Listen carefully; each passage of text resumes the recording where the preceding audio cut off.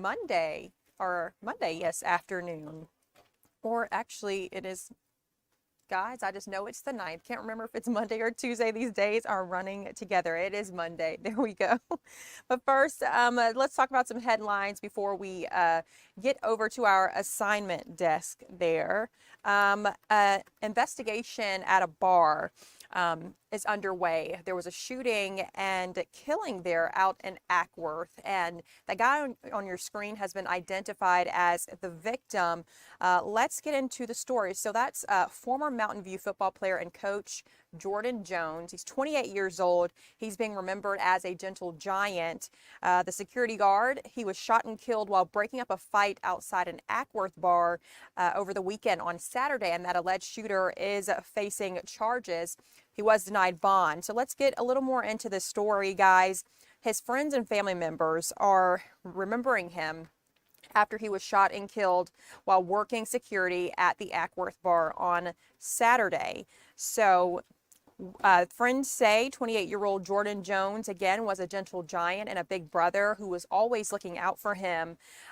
Jones was allegedly shot by a 25-year-old named Daniel Parsons after breaking up a fight between Parsons and another person. Now, this all took place at Saddle Bar. His friends are, again, saying that he was like a big brother, and that, he gave so much and made an impact on so many people's lives. Again, this shooting happened at Saddle Bar on Cohen Road around 2:46 in the morning on Saturday. And that's where they found Jones suffering there from a gunshot wound. But we'll continue to follow this story. I did mention we are having some technical difficulties, so we are going to be back with more news after we get those fixed.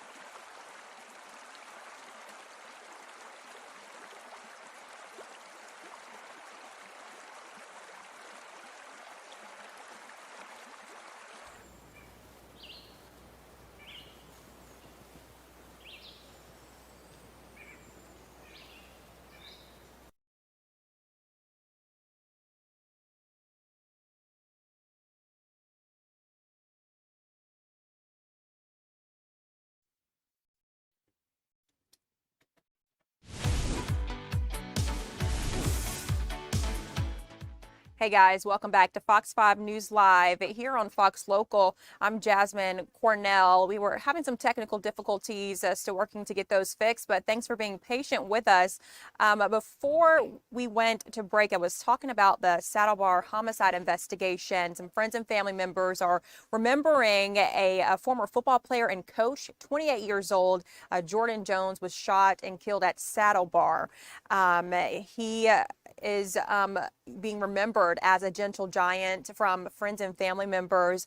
And the accused shooter, Daniel Parsons, 25 years old, is being held at the Cobb County Jail without bond. And the guard there, the security guard, 28-year-old Jordan Jones, the victim who you see on your screen, was allegedly trying to break up a fight at the bar in Ackworth. That bar is called Saddle Bar, and you just saw that. You see that on your screen now. A very sad story here. Friends and family members are remembering him as a gentle giant, and saying that he was a hero, and he just lit up the room when he walked in. Moving over now to South Fulton, let's talk about a story out of that area. Officials, they're sounding the alarm, warning against another teen takeover. So we've been seeing these happen across the Atlanta area. I know Henry County, the kids there were on curfew up until this morning, 6 a.m. this morning, that curfew ended. So, authorities across the board are trying to crack down on these teen takeovers. Police in South Fulton on high alert. This is following social media reports of the planned takeover at a local recreation center.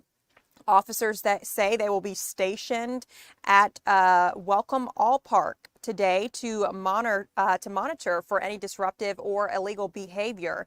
And then they're urging parents to talk to their children about the consequences of participating in these events. Again, another teen takeover planned, rumored to be happening in the South Fulton area, and police have not specified how many officers will be deployed to the park, the Welcome All Park, but they confirmed they are prepared to intervene if the gathering escalates. And then also we have a new information here on the war in Iran. Let me throw up a banner for you so you can see, put some words to the story there. A seventh U.S. service member has died from injuries sustained during Iran's initial wave of attacks across the Middle East. This is according to the Pentagon. They said this on Sunday. So the service member died on Saturday, according to federal officials, from injuries sustained during a March 1st Iranian attack on U.S. troops in the Kingdom of Saudi Arabia. We do know that the Pentagon has not yet released the name of this soldier, but I do want to give you the names of, the first 6 soldiers who died. They were Army reservists, and they were also killed in that March 1st attack on a command center, though, in a Kuwait port. Their names are, and please forgive me if I say these wrong, let's see, Sergeant First Class Nicole Amore, Captain Cody Cork, Sergeant Declan Cody, Chief Warrant Officer 3, Robert Marzan, Major Jeffrey O'Brien, and then Sergeant First Class Noah Titans. Those are the 6 soldiers there. All 6 were assigned to the 103rd Sustainment Command base in Des Moines, Iowa. And President Trump over the weekend attended the dignified transfer of their bodies at the Dover Air Force Base. And that happened on Saturday morning.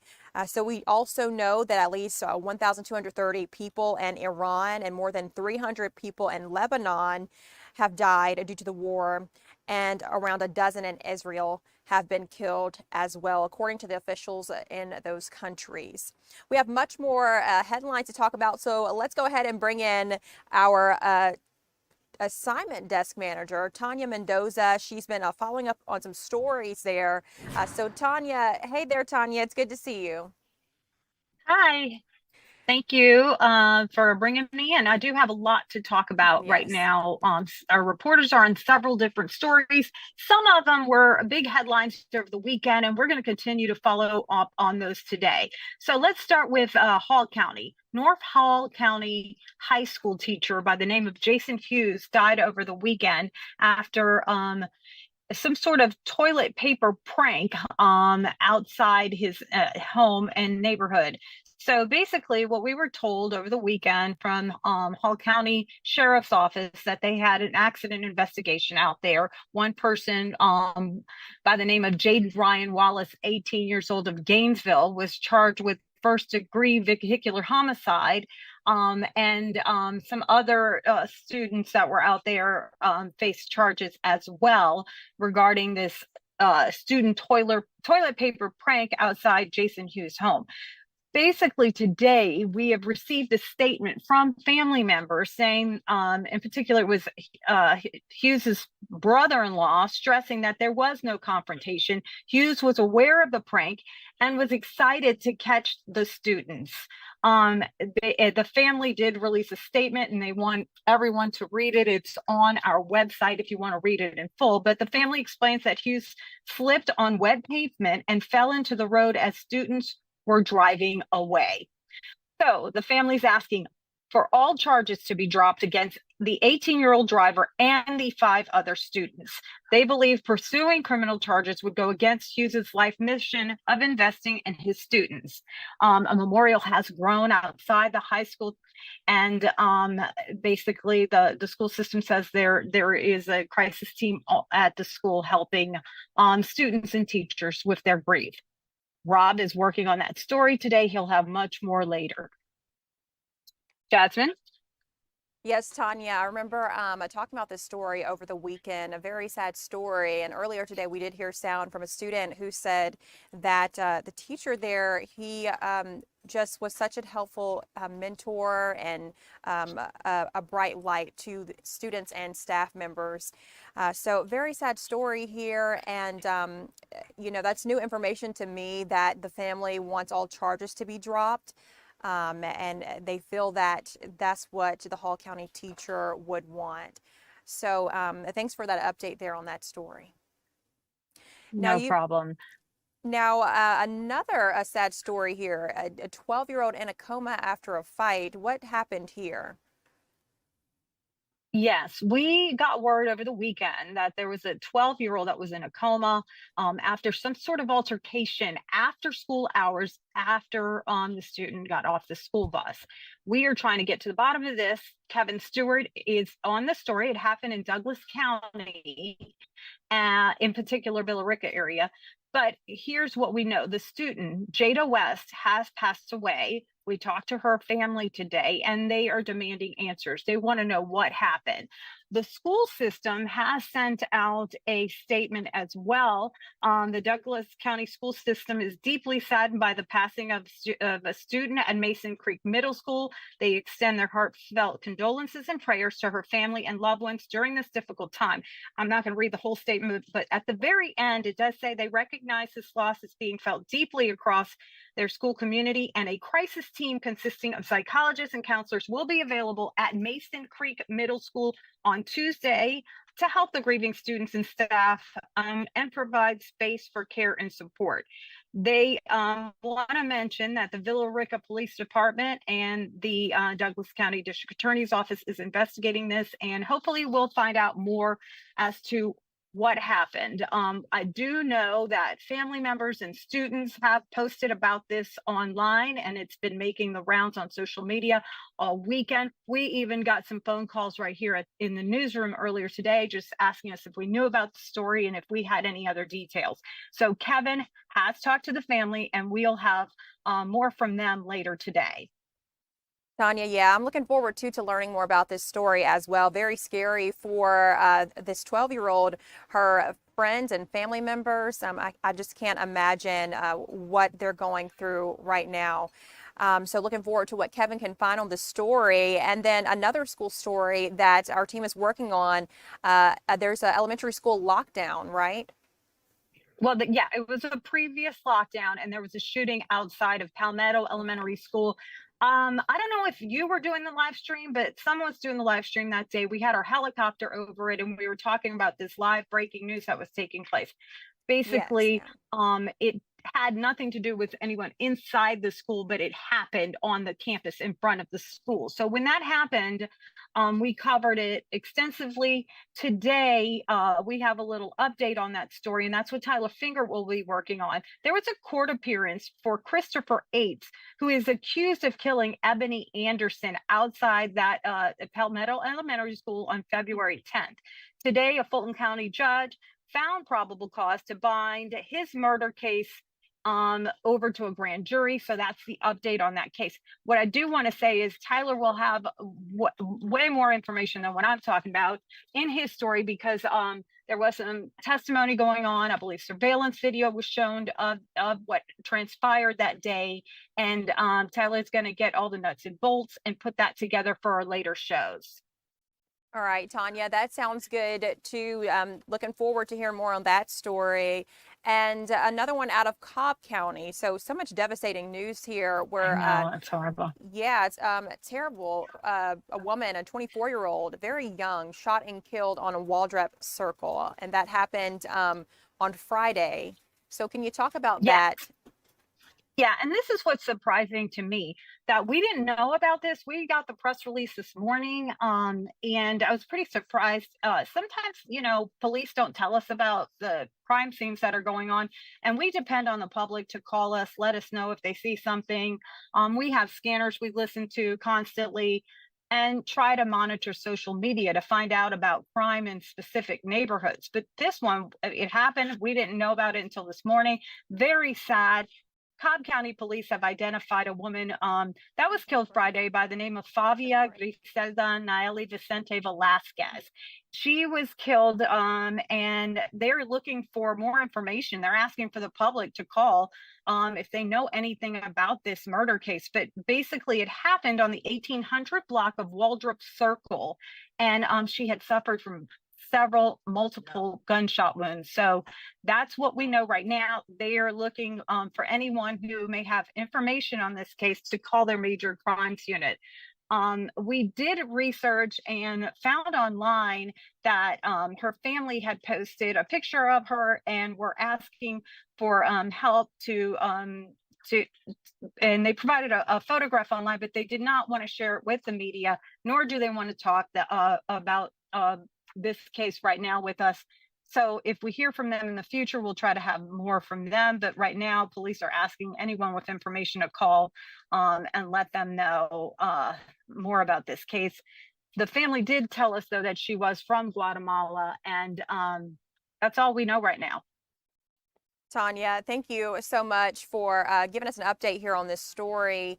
Like I said before, a lot of devastating news. I do understand that police do withhold information for us and investigation sometimes.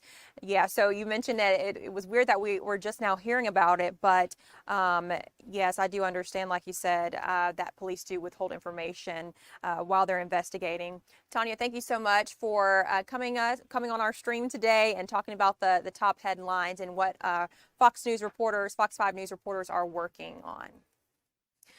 Guys, we're going to take it over now to weather, and let's clear that banner for you. Taking a live look right now at the stadium as we prepare to bring in our meteorologist, Jonathan Stacy, who has a look at your forecast. And you say that things are getting a little bit serious in the weather department. Yeah, so it looks pretty good outside right now. There's plenty of sunshine, still a fair amount of cloud cover up there, but the afternoon, okay, evening, not so good. So let's go ahead and jump right in. Fox 5 Live Hyper Radar shows you that the coast is clear for the here and now, but as we look out to the west, there is a complex of storms that currently right now situated over the Ozarks, where you see a severe thunderstorm watch is in effect. There have been a couple severe thunderstorms there, but as this complex moves further to the east, we're going to have to watch it. So basically the National Weather Service and the Storm Prediction Center has upped the ante for our risks for severe storms as we get into the post-sunset period.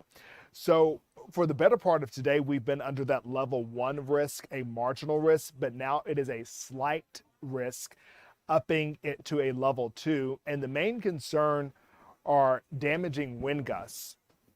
There's an area that I'm going to really pinpoint for some stifling winds that, could easily top some 40, 45, 60 miles an hour as we get into the 8, 9 o'clock time period. So once again, for those of you who are in West Georgia, and that really includes the metro area, pretty much all the metro area, of course, South Fulton and Cobb counties, along with Douglas, Clayton counties, our westernmost counties in the metro area, but then that walks all the way up to the Alabama state line and out into Alabama. So for Randolph, Cleburne, and Cherokee counties, you're under that level 2 as well. So let's go ahead and dive into the specific threats here. Pointed out that the damaging wind gusts, the main concern here, you can see the yellow shading there indicating that we're kind of in a moderate category for that. In terms of hail, we experienced that on Friday, and there's a chance that we could have some pockets again, hail up to 1 inch in diameter. So let's go ahead and time this out. It's now 6 p.m. on Monday. I think we're going to be able to get through the rush hour here in the metro area without any wet weather. But breaking into northwest Georgia as early as 6 p.m. and now it is 8, 9 o'clock. And so I want to really point out this lobe of energy right here that rips across Randolph County from Wedowee down to Roanoke. And what we're seeing here is what we call bowing. And bowing is basically if you took a half crescent moon and put it on a side there, made it essentially vertical. And basically the winds associated with this purple and red section here could easily top some 65, 70 miles an hour. So as that moves further to the east into the state of Georgia, over the lakes there into Heard County, Coweta, along with Troup and Meriwether counties, you can see here that it can be a pretty rough go. And it's going to shoot by fairly quickly, but with it moving with some pretty stout forward motion, that even kind of ups the ante for how severe the wind fill could become as we get into the overnight hours. If you're looking up to the north here, I'm not going to say you're in the clear, but if you're to the north by 20, things are looking a bit less concerning. So we'll keep going here. The warm front, stationary front, just kind of sticks out around our area through the pre-dawn hours of Tuesday morning. And then, 6 o'clock, things are looking much better. So you got to be concerned about damaging wind gusts. That's my primary threat that I really want to hone in on. And we have the fuel to fire off some storms. It's already 77 degrees in Eaton at this hour, 72 in LaGrange, 71 in Canton. We're trying to press towards 70 degrees here in Atlanta as we speak. Ultimately, I think we'll post a high of 78 in the city, go down to Thomaston, LaGrange even. 80 degrees as those storms, while will be far away from the prime heating of the day as the storms come in, this is the fuel that they need to really make for a buoyant atmosphere that is ripe for thunderstorm activity. Overnight, the numbers are not going to fall too much. In fact, it will be some 20 plus degrees above average. We'll start out the morning in the 60s, low 60s, and then we'll make a climb likely into the 80s tomorrow. But the first part of the morning will likely feature wet conditions. Kind of a nasty commute for some, but I think the worst of it will be over, especially if you leave home later in the day. Here's what I have for you in terms of the next 7 days. Another bout of rain coming through Wednesday night into Thursday. So for you rain wishers, the ground needs it, but all of that really kind of is coming this week in 2 major rounds that could give us more than 3 inches of rainfall. All right. Rain wishers. I'm not one of them. I do not like this rain. And then now you're talking about evening rain. Oh my gosh. Thankfully, most of us will be inside, but if you're a third shift worker, or perhaps we saw it this weekend and Friday, if you're flying in or flying out, and now is your window of opportunity to make some key adjustments, especially if your flight takes off after 6 p.m. and it leaves before 6 a.m. Okay, sounds interesting over in the weather department there. Guys, I'm a huge summer fan. I love the hot weather. But thank you, Jonathan, for coming in and sharing the update on weather. Indeed. Guys, your time is just before 1:30, 1:29. We'll be back with more news in a few minutes.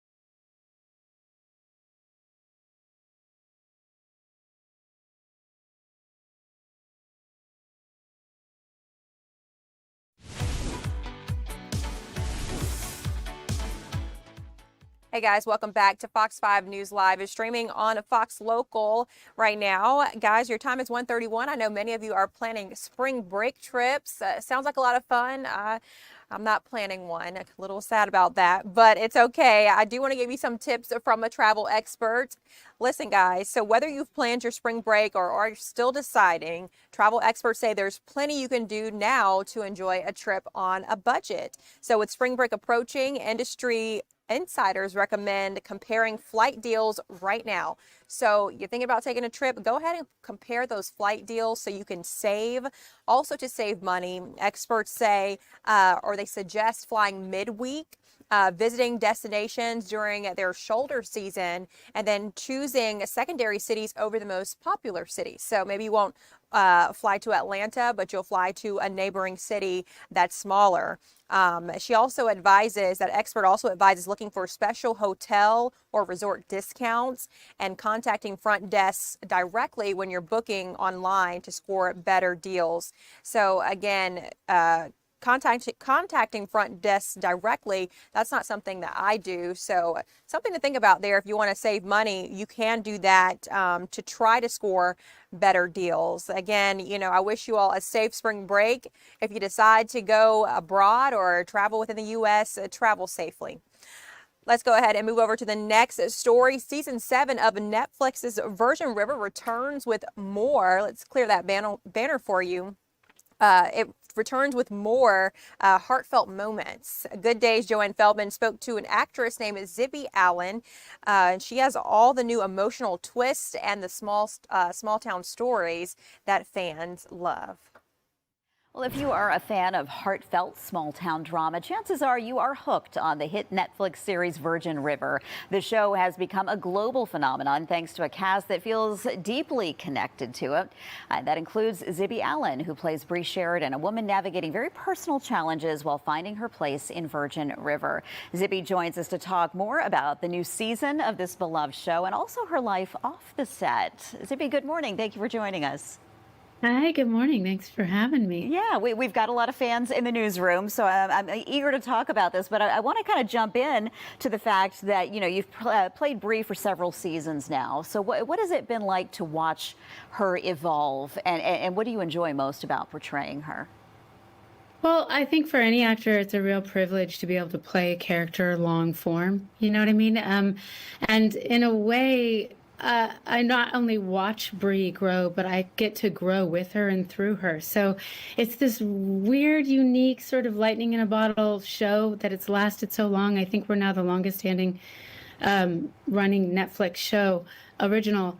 And it's cool because sometimes it's like she and I start to blend. I've learned a lot through Bree's journey. And we've enjoyed watching it too. You know, I referenced the fact that we have a lot of fans in our newsroom of the show. It's a very passionate and a very dedicated fan base. What is that like for you as an actor? What have you experienced? I mean, I think it's phenomenal that people respond to it as much as they do. And I think we're always talking amongst ourselves as a cast, like, why is this show so well received? You know, it's not like groundbreaking, but I think it really, the fan base and the passion for it really reflects, I think, what the show does for all of us, which is it mirrors the kind of innate goodness that's in all of us and this real genuine desire to be a part of a meaningful community and just be there for each other to get through life's weirdness. And there's a little fantasy fulfillment too, you know, like really good looking people making out and beautiful scenery. Yeah. I mean, it all connects with people. Absolutely. And let's also talk about the fact, though, that Bree in particular has some very emotional and challenging moments on the show. How do you prepare for scenes like that? Well, we work very closely with RAINN, which is the nation's largest anti-sexual violence organization, to make sure that we're honoring that part of Bree's story in a way that feels really authentic. So that's helpful, you know, to know that we're treating that part of her storyline well. And then as a personal prep, you know, so much of our work is about leaning into the inner world and the interior of those characters and finding the intersection. And so where Bree shows up in her pain and her vulnerability, there's probably a lot of my own self there. And it's just kind of more of allowing than it is hard prepping. I think the prep comes with the writing and the research, and then just showing up in the emotional space for it. Sure. And, you kind of, you touched on the fact that there is this element of realism, but also a little element of fantasy about this. And I want to kind of pivot to your life off the set, because this sounds like a fantasy to me, this living abroad in Scotland and how that's impacted your life. Yeah, I love Scotland so much. That's where I met my husband. He's actually originally from the north of Ireland, but when we met, he'd been living in Edinburgh, Scotland for a long time. And so we've slowly been going back, and since we've met, which is now 10 years and counting, and now we're really making that a base. And what I love about Scotland is it's incredibly grounding, and it's such a wonderful counterbalance to LA, Hollywood. Is sort of it's a very different pace. I also have a lot of family lineage there. So I think on some sort of cellular level, I really respond to that place in a way that's hard to put my finger on. We have such a beautiful community, a robust and dedicated community of friends and family. And so it's a nice place for me to go and sort of touch down and feel inspired and creative. Yeah, and I love that you're able to do that, especially as a creative. And speaking of that, I also want to get a chance to talk to you about a big project that I know is very close to your heart coming up later this month, Hollywood Rush. Tell us about that. Yes, the Hollywood Rush. So for everyone paying attention, we just got news that we're going to postpone the Hollywood Rush to September. September 27th is the new date, but it's still happening, and it's a beautiful benefit event that I'm so proud to be a part of. We're benefiting Foster More, which works diligently to improve outcomes for foster youth.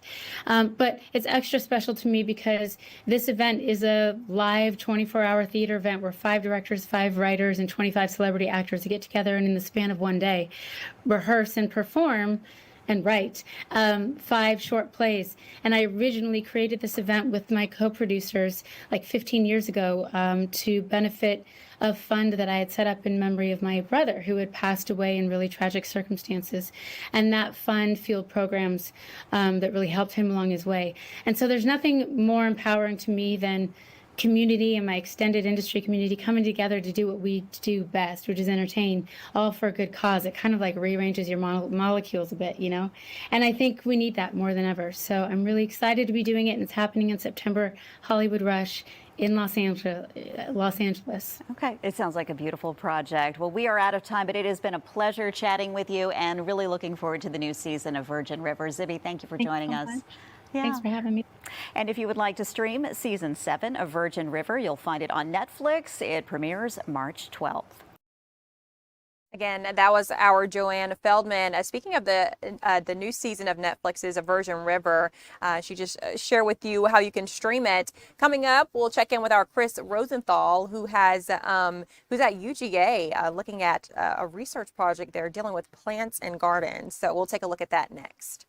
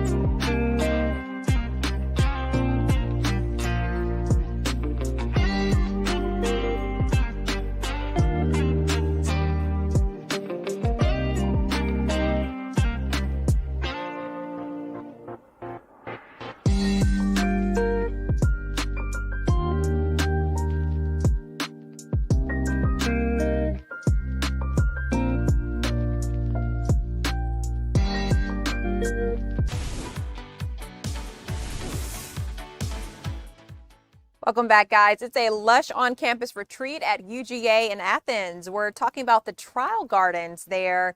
Our Chris Rosenthal is live, and he has a look at this great initiative.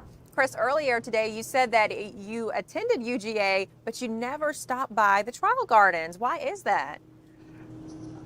Because you know what, I didn't really know that it was here. I think I was just too busy going to football games and journalism school. So, but I wish I knew this was here. This is I'm at the trial gardens here at UGA and surrounded by plants. In fact, these plants will be part of their plant sale coming up on April 11th. So that's a really big. They get a lot of turnout for that. But you know, a lot of the plants that we buy in the stores, a lot of them come through trial garden like this one here to get tested and see, you know, how well they fare in our hot and humid climate. And I'm here with Dr. John Reuter with the Georgia UGA Trial Gardens. And tell me a little bit about this place and what we have going on here. Yeah, so glad to be with you today. So the Trial Gardens, again, known for testing plants from around the world, major companies for heat and humidity in the southeast. And so what these companies are looking for is for information on how these plants will perform. And so by trialing these plants here at the garden, we're able to provide that information to them, how they make it through the summer. If you're interested in following that, we actually have a website. You can just do a search for the Trial Gardens at UGA. And you can go on, and if you're interested in a particular vinca or a geranium, whatever, we post that data every month once we take the information. So what we have here, we have our plants. These generally will come to us as seeds or little plugs, little small plants. We shift them up into these larger containers to grow them out, to go out to the field for trialing. And when they go out for trialing, that can happen one of three ways. They can go in the ground, they can go in a hanging basket, or they can go in a large concrete planter. And so, for example, a lot of calibrachoas, petunias are all going to be grown in hanging baskets or the large containers, whereas a lot of the other species, coleus and assorted other things, would be in-ground trials. And this is kind of one row of it, but all these rows are, as we get in here into the spring, you're going to fill up these rows and fill up that garden out there. Absolutely, yeah. So we do over 300 varieties a year, working with 15 to 20 of the major breeding companies from all around the world. And so, yes, we have got quite a diversity of material. A lot of what we're testing already has a name on it from the company. And so they're wanting to do like one last test with it before they go to market. And so a lot of this material may not be in the garden centers this year, but it should be available if it performs well next year, available to you. Let's go over to the garden here. Yeah, absolutely. We're going to kind of walk through the building here and go over to the actual garden section here and see, because it's really beautiful. And it's a place the public can come visit, huh? Yes, yeah, it's open 24/7 out here. And the garden full-time, the greenhouses obviously closed on the weekends.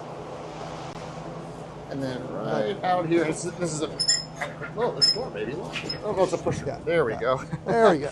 And so this is, look at the beautiful day for this. But, yes, this is where those trial plants will be planted, huh? Yes, this is where the magic happens. And so you can see we've got raised beds out here where we'll do all of our annual evaluations. We have the large containers that some of the plants, and so we've got some winter annuals, some kale and pansies, violas out there that we've been looking at. We have perennials that get planted all around the periphery of the garden out here, and like I said, all the annuals that we're trialing will go in these 24 or so beds that we have out here. These trials, how long does it take to trial a plant? So on the annuals, we'll start seed in January. We'll get plugs in about March 1st. We try to start planting the garden by April 15th, have them everything in the ground by May 15th. And then the trials generally run through October. And but the plants will be here in the garden usually till about Thanksgiving. And you said in a few months, this will be, it may not look like too much right now. You got a lot of soil, but this will really be Yeah, something else by on. mid-June, July, this will just be a riot of color out here. A riot of color. Yeah, I riot love of that. color. Yes, yeah. And again, free. Check it out, huh? Absolutely, yes, yeah. Or get a tour. Yes, and, yeah. And these plants, like I said, they'll end up. This is kind of a last stop before they end up in a store or landscaper's house. Absolutely, yes. So landscapers use this information to know to put in commercial beds or residential beds. Obviously, the industry knows this is what we want to sell in the southeast, to go to box stores, independent garden centers, whatever you might have. Yeah. All right. Well, John Reuter, thanks for joining us here at the UGA Trial Gardens. It's been my pleasure. All right, Chris, thank you for showing us this pretty cool project here out at UGA. That's the UGA Trial Gardens. They're testing new ornamental plants. Let's keep this show moving and talk about what's trending online. Let's head over to our digital team. Joyce Lupiani is there, looking at the stories that you all are clicking on the most. And the first has to deal with Timothy Chalamet. Yes, it does. So apparently during a recent interview, he basically said that no one cares about ballet or opera. And of course, that did not go over very well. So performers from like the Royal Ballet and Opera, are pushing back, defending those art forms and their role in culture. The Metropolitan Opera invited him to come to the opera so he could experience it for himself. And right here in Georgia, our Georgia Ballet posted a video online with a clip of Timothy, and the caption reads, "Dear Timothy, we care." And then it shows some of their performers on stage. As far as I know, he hasn't responded yet, but I haven't had a chance to check here within the last couple of hours. Jasmine? Yes, I'm actually surprised he said this.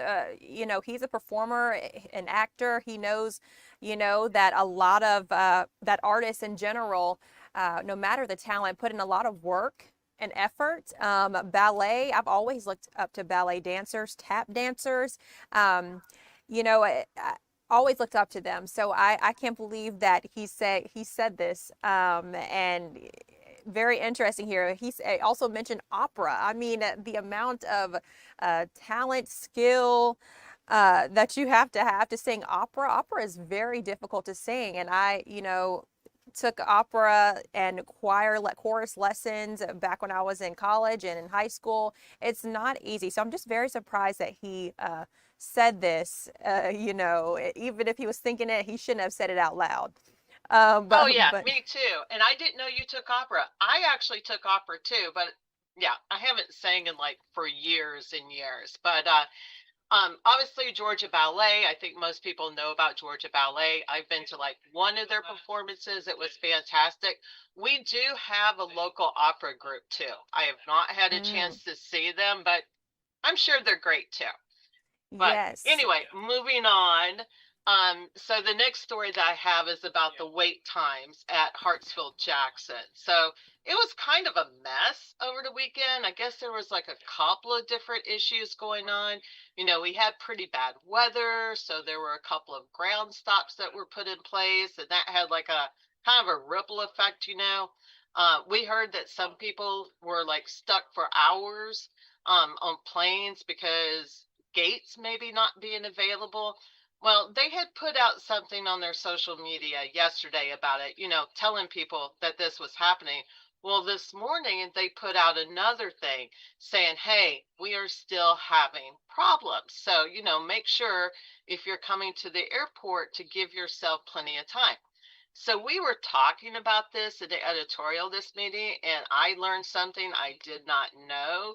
So we have a reporter and our managing editor, Tyler and Cal, they travel or go to the airport, quite a bit. So apparently, if you're leaving from the North Terminal, there is a security checkpoint downstairs, and you can go down there, and usually the line is much shorter, and you'll get through a lot quicker. Wow, I know this has been the TSA wait times have been impacting flights and people, and or impacting people, and the weather has been impacting flights. So I know that can be very frustrating. But everybody just be patient and check your Delta app or your flight app to see when your flights are happening.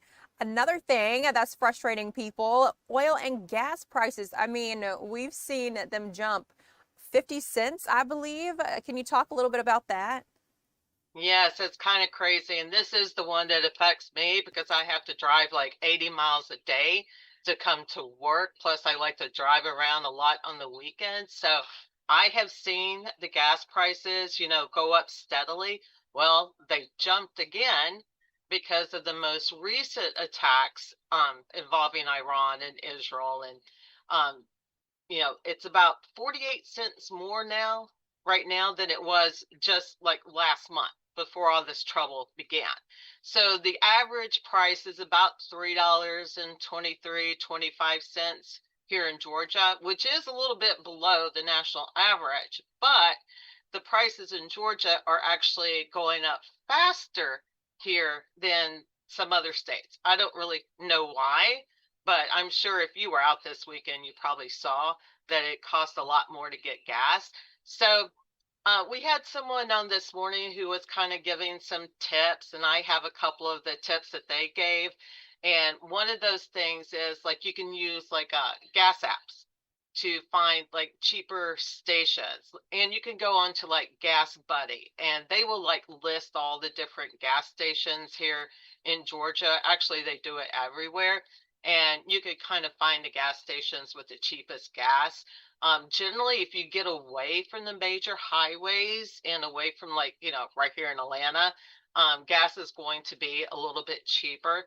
And then, of course, some couple other things that you want to remember is like, don't drive like really fast, like chill out, dude. So if you're driving like really aggressively and slamming on your brakes and, jumping around people, that uses more gas. So, if that's a concern, then just slow down, do the speed limit. Also, make sure your tires are properly inflated because, if your tires are a little bit low, and I know this, it actually, will eat up the gas more. So make sure your tires are properly inflated. And last but not least, if you got a bunch of errands, don't like go to the grocery store, go home, go back to Walmart, go home. Try to do like everything at once and like plan your route so that it makes the most sense and you are driving the least amount of miles possible. And hopefully that will save you, a little bit on gas, at least until these prices calm down. Yes, there's some great tips there from our Joyce Lupiani. Joyce, thank you so much for joining our stream to talk about what's trending online. Guys, it's 1:54. We're going to have some more stories for you in just a few minutes.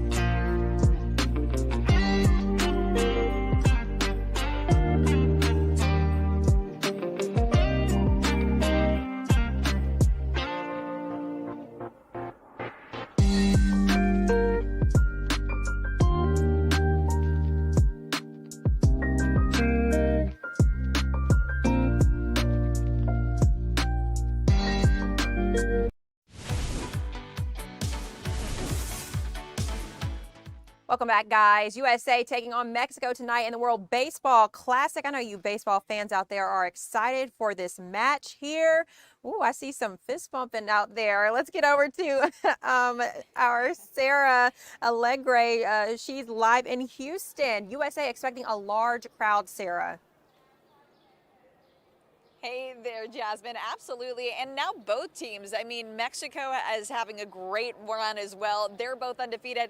An incredible game last night for them, beating Brazil 16-0. But Jasmine, really, for both teams, this is the game so many fans have been waiting for.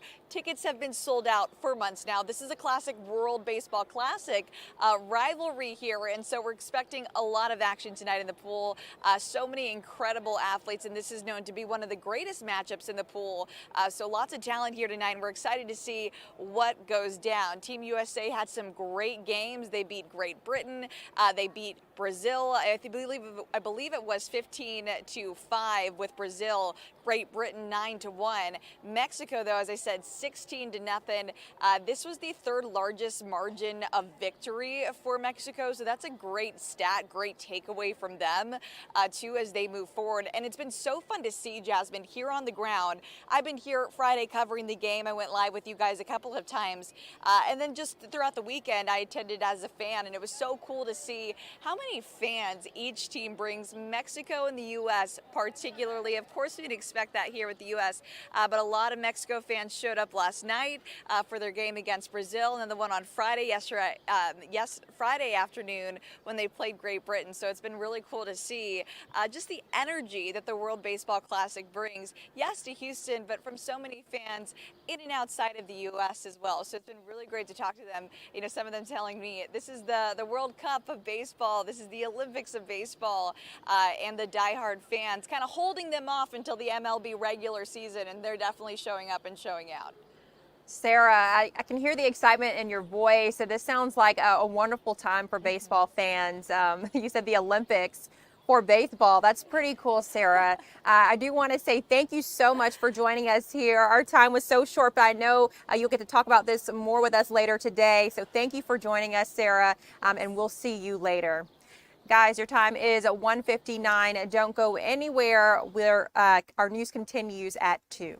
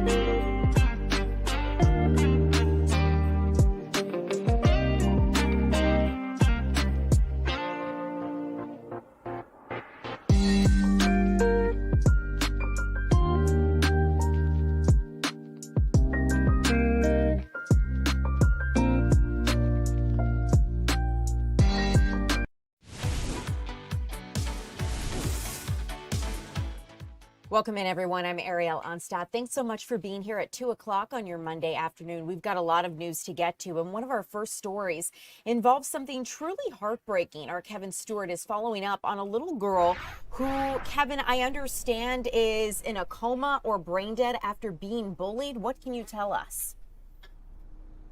Yeah, family is in the process of doing funeral arrangements as we speak. We had a chance to speak to them earlier today. This little girl, her name is Jada West. She's 12 years old. She is a student at Mason Creek Middle School, I should say, in Douglas County. She lives in Villa Rica on the Douglas County side, and she actually is someone who moved from Bowden to start the second semester here in January. So she's a new student at the school, and her parents say that she has been bullied since going to that school. She said I'm told that her dad went to the school to try to deal with some of these issues. There's an issue with a boy and there's an issue with a girl. And what ended up happening on Thursday is that she got into an argument with a girl on the bus, and then that spilled out onto the street at her bus stop. She walked down the street. There's video of this circulating on social media, and that family asked us not to show that video, so we are honoring that request. And then a fight ensues, and Jada falls to the ground. She gets back up, and she seems like she might be okay, and then she walks away, and then she falls again to the ground. Because she was near home, one of her girlfriends, the little girl, she ran to get Jada's mom. Mom comes out to the scene and sees her child on the floor, not breathing, and so they take her to Tanner Medical Center, Villa Rica. Then she's air flighted to Scottish Rite Children's Hospital. And unfortunately, she was pronounced dead on Sunday, brain dead. And now they are in the process of making funeral arrangements. Right now, they do not know what killed that little girl. They're waiting on an autopsy, but the family is putting 1 and 1 together and saying this equals 2. This fight, this bullying led to this. I want you to take a listen to her mom right now. I'm angry. We gotta teach our children. I'm angry. What happened to the love? What happened to the love? We lost our love, people. Teach your children to love. Violence is not the key. Have a heart. Have a heart. Love. The Lord wants us to love one another.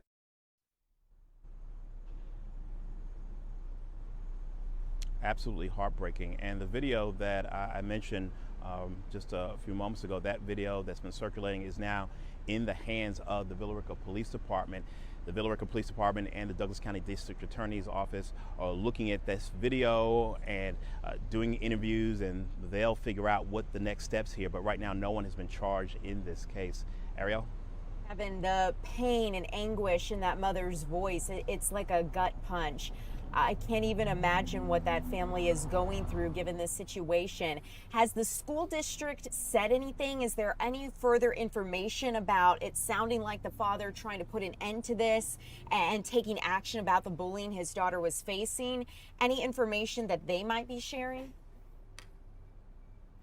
The school system didn't directly deal with that part, but did put out a statement basically offering its condolences and saying that because this incident took place off of school property, they don't want to comment any further other than to say that law enforcement is handling this case at this moment. Okay, good to know. Kevin, before I let you go, any final questions besides obviously what police are going to find as a course of this investigation? Anything else that you're taking a look at, ways that maybe people can get involved and help this family? Any of that out yet?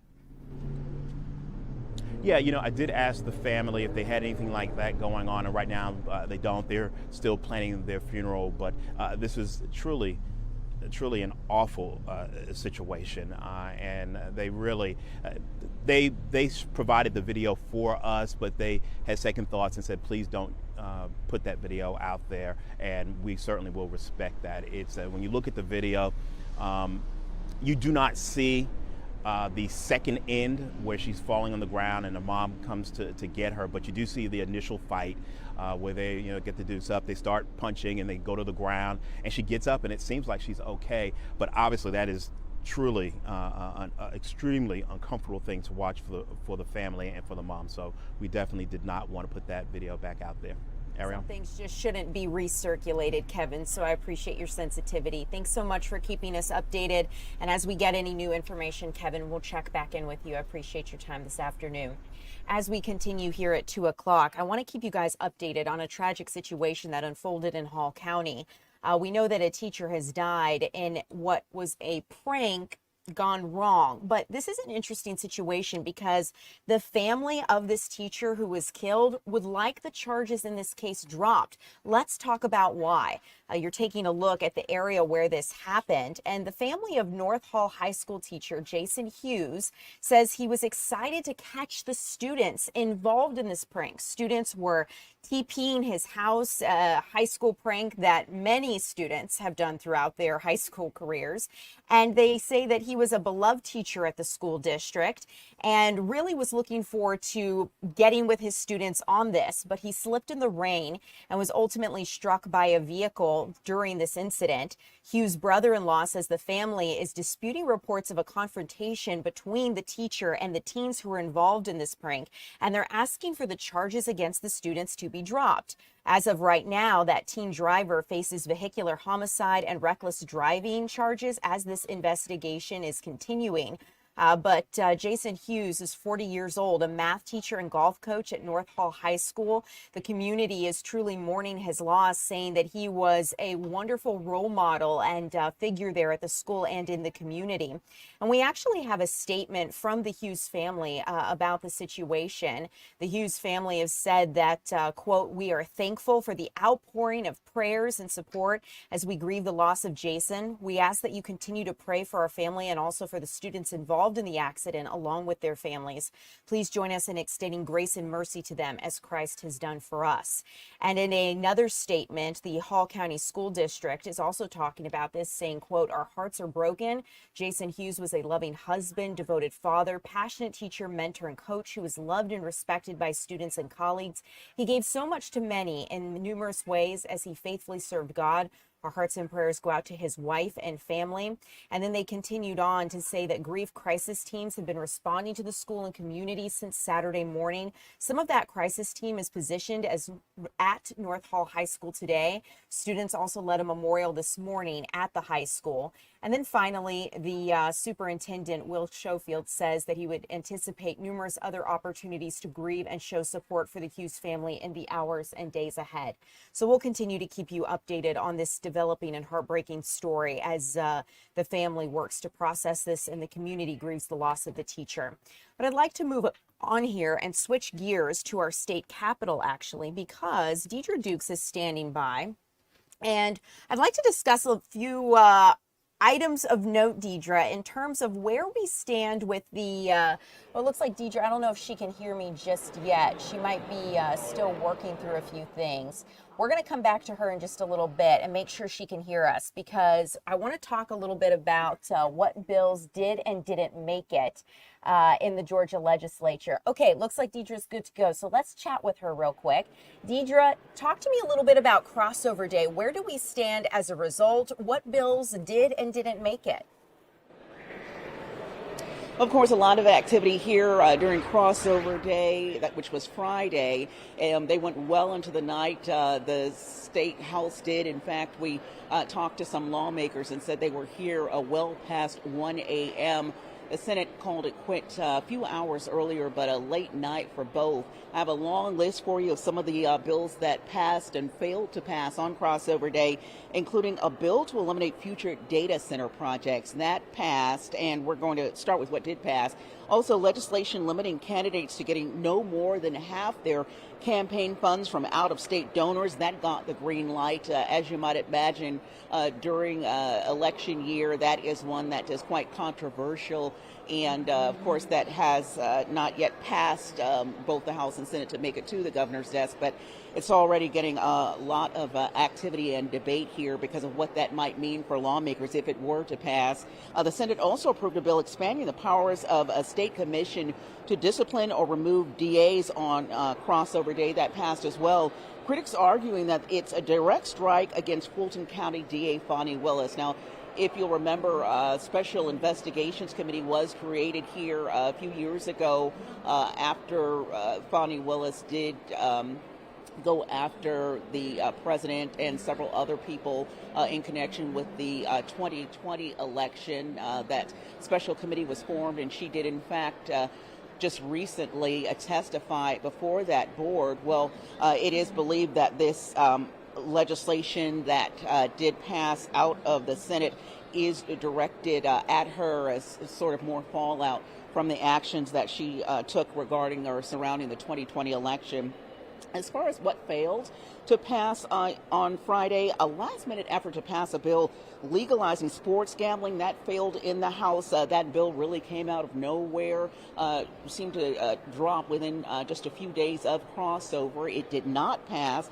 And the sweeping election overhaul bill that was introduced by Senator Greg Dolezal, Republican senator, which would have dialed back the number of early voting sites where people could do advanced voting days before the election, and also would have required that we all vote using paper ballots. That did not make it out of the Senate. Senator Dolezal has said that he, in fact, will continue to work to get that legislation passed. However, Friday night we also saw a narrow version of that ambitious property tax overhaul proposal that stalled in the House last week. We saw a narrower version of that bill pass. Under the new measure, an annual assessment increases would be capped at 3%. So not really what House leadership wanted coming out of that, but they still did get some form of a property tax cap passed on Friday night. We talked to Republican strategist Brian Robinson about some of the moves that were made surrounding tax legislation that passed out of the House and Senate, and what it might mean for Georgians if we saw this make it all the way through to sine die and both pieces of legislation pass. Here's what he had to say. Seeing a lot of focus on taxes. Of course, the state Senate before crossover day had passed a significant income tax reduction, particularly for people who make below $50,000 or married couples who make below $100,000. They would be completely taken off the tax rolls. The House is focused on property taxes, and it pushed a constitutional amendment that failed before crossover day that would have completely eliminated property taxes on homesteaded homes, so on your primary residence if you're a homeowner. That requires a 120 vote majority. That's a 2/3 majority, and of course Democrats locked down, and there's only 99 Republicans, so they couldn't get anywhere near to the constitutional amendment threshold. So they fell back to a more modest bill that would still lower property taxes. So across the board, you are seeing the legislature focus on affordability, and you're seeing that in the policy proposals that are coming forward. Everything is about putting more money in your pocket so that you can make your dollar go a little bit further in times when so many Georgia families feel squeezed. And so that was really kind of a highlight of what we saw on Friday and earlier as far as making its way through the House or Senate in time for crossover day. So we really are looking at what happens next, continuing to follow these bills, Ariel, just to see where we go from here, which bills will make it through both chambers and onto the governor's desk come sine die. Ariel? Deidre, I really appreciate the update. I'm curious, based on your experience covering legislature and knowing some of the inner workings of the Georgia House and Senate, were there any pieces of legislation that surprised you in terms of their making it or not making it? Well, I have to say, really, the sports betting bill, that was probably, I would say, for reporters, caught us really by surprise because unlike previous sessions, we knew going in that there was going to be a push for some sort of a sports betting or, legalized gambling, some form of bill. And we've seen this every year, and then it has not made it across the finish line. In past years, it hasn't even come up for a vote.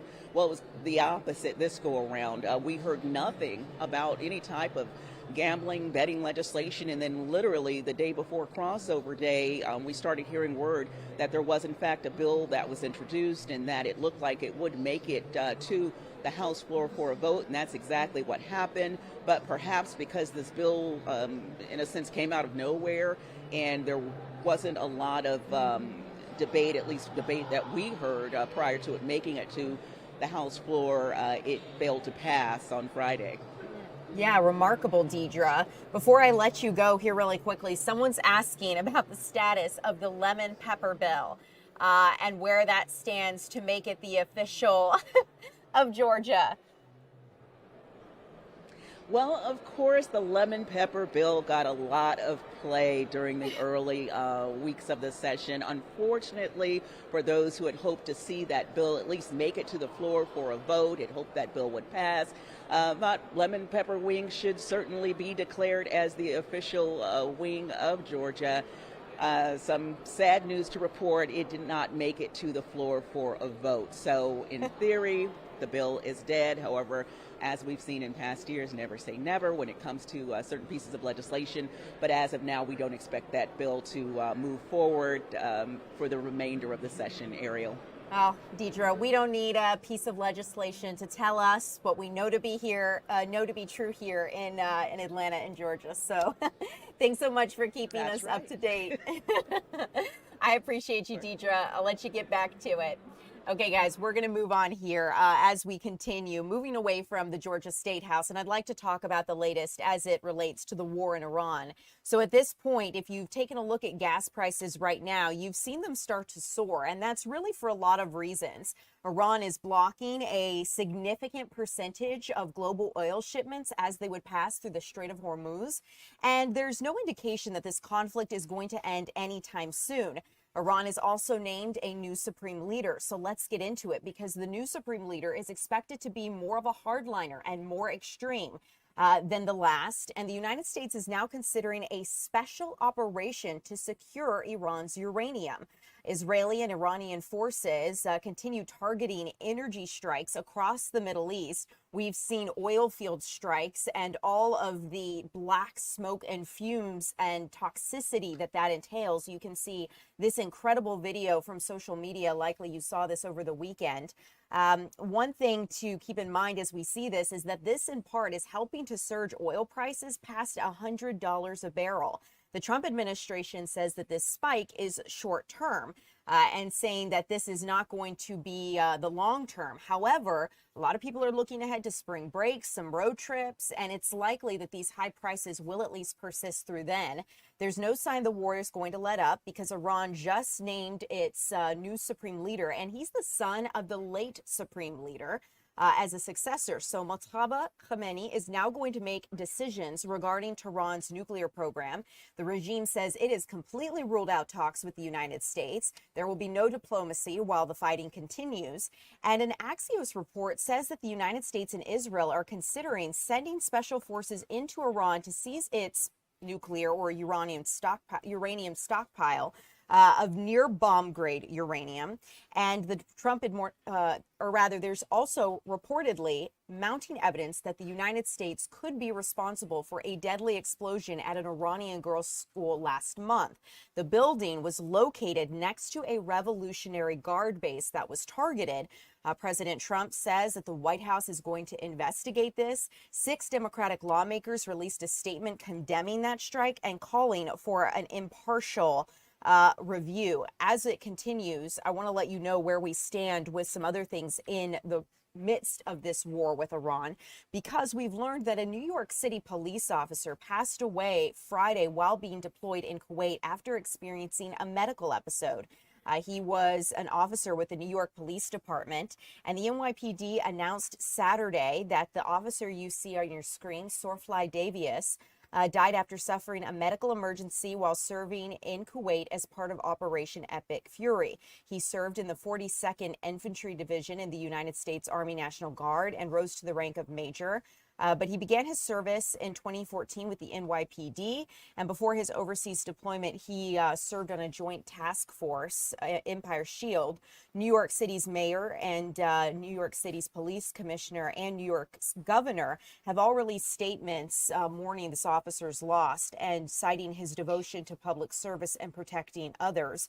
There's no cause of death that has been released yet in relation to his involvement with Operation Epic Fury, but we know that it was related to a medical episode as it connects to his passing. So we'll keep you updated as we get any new information there.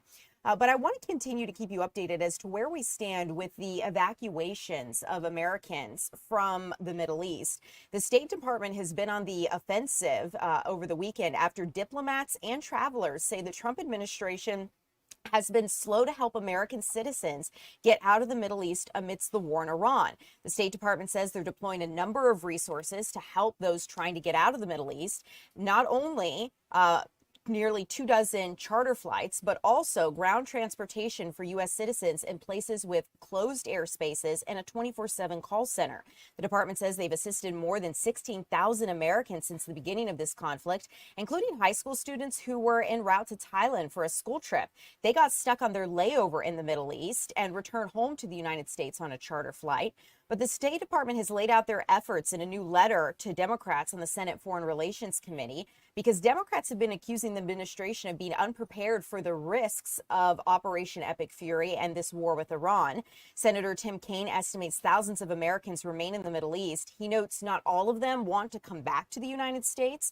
But Republican Congresswoman Nancy Mace has made a defense of the administration, saying that the Trump administration and those who work within it are really working to get people home safely. Commercial flight operations are starting to slightly pick up. Dubai airports, for instance, are seeing more traffic after they partially resumed operations over the weekend after that initial strike. And as it relates, speaking of airports, we've seen long lines and delays here at Atlanta's Hartsfield-Jackson International Airport and many others after this partial government shutdown continues to drag on. You're taking a look at some of the lines we've seen at airports over the weekend. We've seen major headaches from New Orleans to here in Atlanta to Houston, because TSA agents are not getting paid. The Transportation Security Administration is under the Department of Homeland Security umbrella, and they have not received funding. So security lines have stretched 2 to 3 hours in cities like Houston and New Orleans amidst these staffing shortages. Some passengers have missed their flights, and TSA officials are now warning disruptions could spread to other hubs. This is all happening just before spring break travel is ramping up, with a record 171 million passengers expected to fly to their destinations this year. Department of Homeland Security is blaming disruptions on Democrats, saying they're refusing to budge on a funding resolution. Democrats say they're not going to budge until major reforms are made to immigration enforcement. About 50,000 airport screeners have been working without pay, and this week is going to be their second missed paycheck here in a row. As it continues, guys, really quickly, I want to let you know that President Trump says he's not signing any more pieces of legislation. He's putting away his bill signing Sharpies, so to speak, until Congress passes a bill regarding voting in federal elections. The president says he wants the Save America Act to get passed by the Senate. And the president said on Truth Social Sunday that the bill goes to the, quote, front of the line in his latest push to get it passed. It would require voter registration applicants to show proof of U.S. citizenship and follow strict photo ID rules in order to vote in federal elections. Now, Republican Senate Majority Leader John Thune has voiced willingness to bring it forward in the Senate. Some Republicans are reluctant to use the talking filibuster procedure on it to get it through. That filibuster would force Democrats to speak on the Senate floor against it, and 60 votes are required to end debate. Other Republican senators want to focus for now on getting the Department of Homeland Security funded, so they say that's their priority, a little bit in contrast to what the president is prioritizing at the moment. As it continues, I want to let you guys know that we're going to be bringing it closer here to home. We're going to check in on your weather forecast for the Atlanta area today. We've got meteorologist Alex Forbes standing by, and hint, a little bit more water on the way. We're going to talk about it.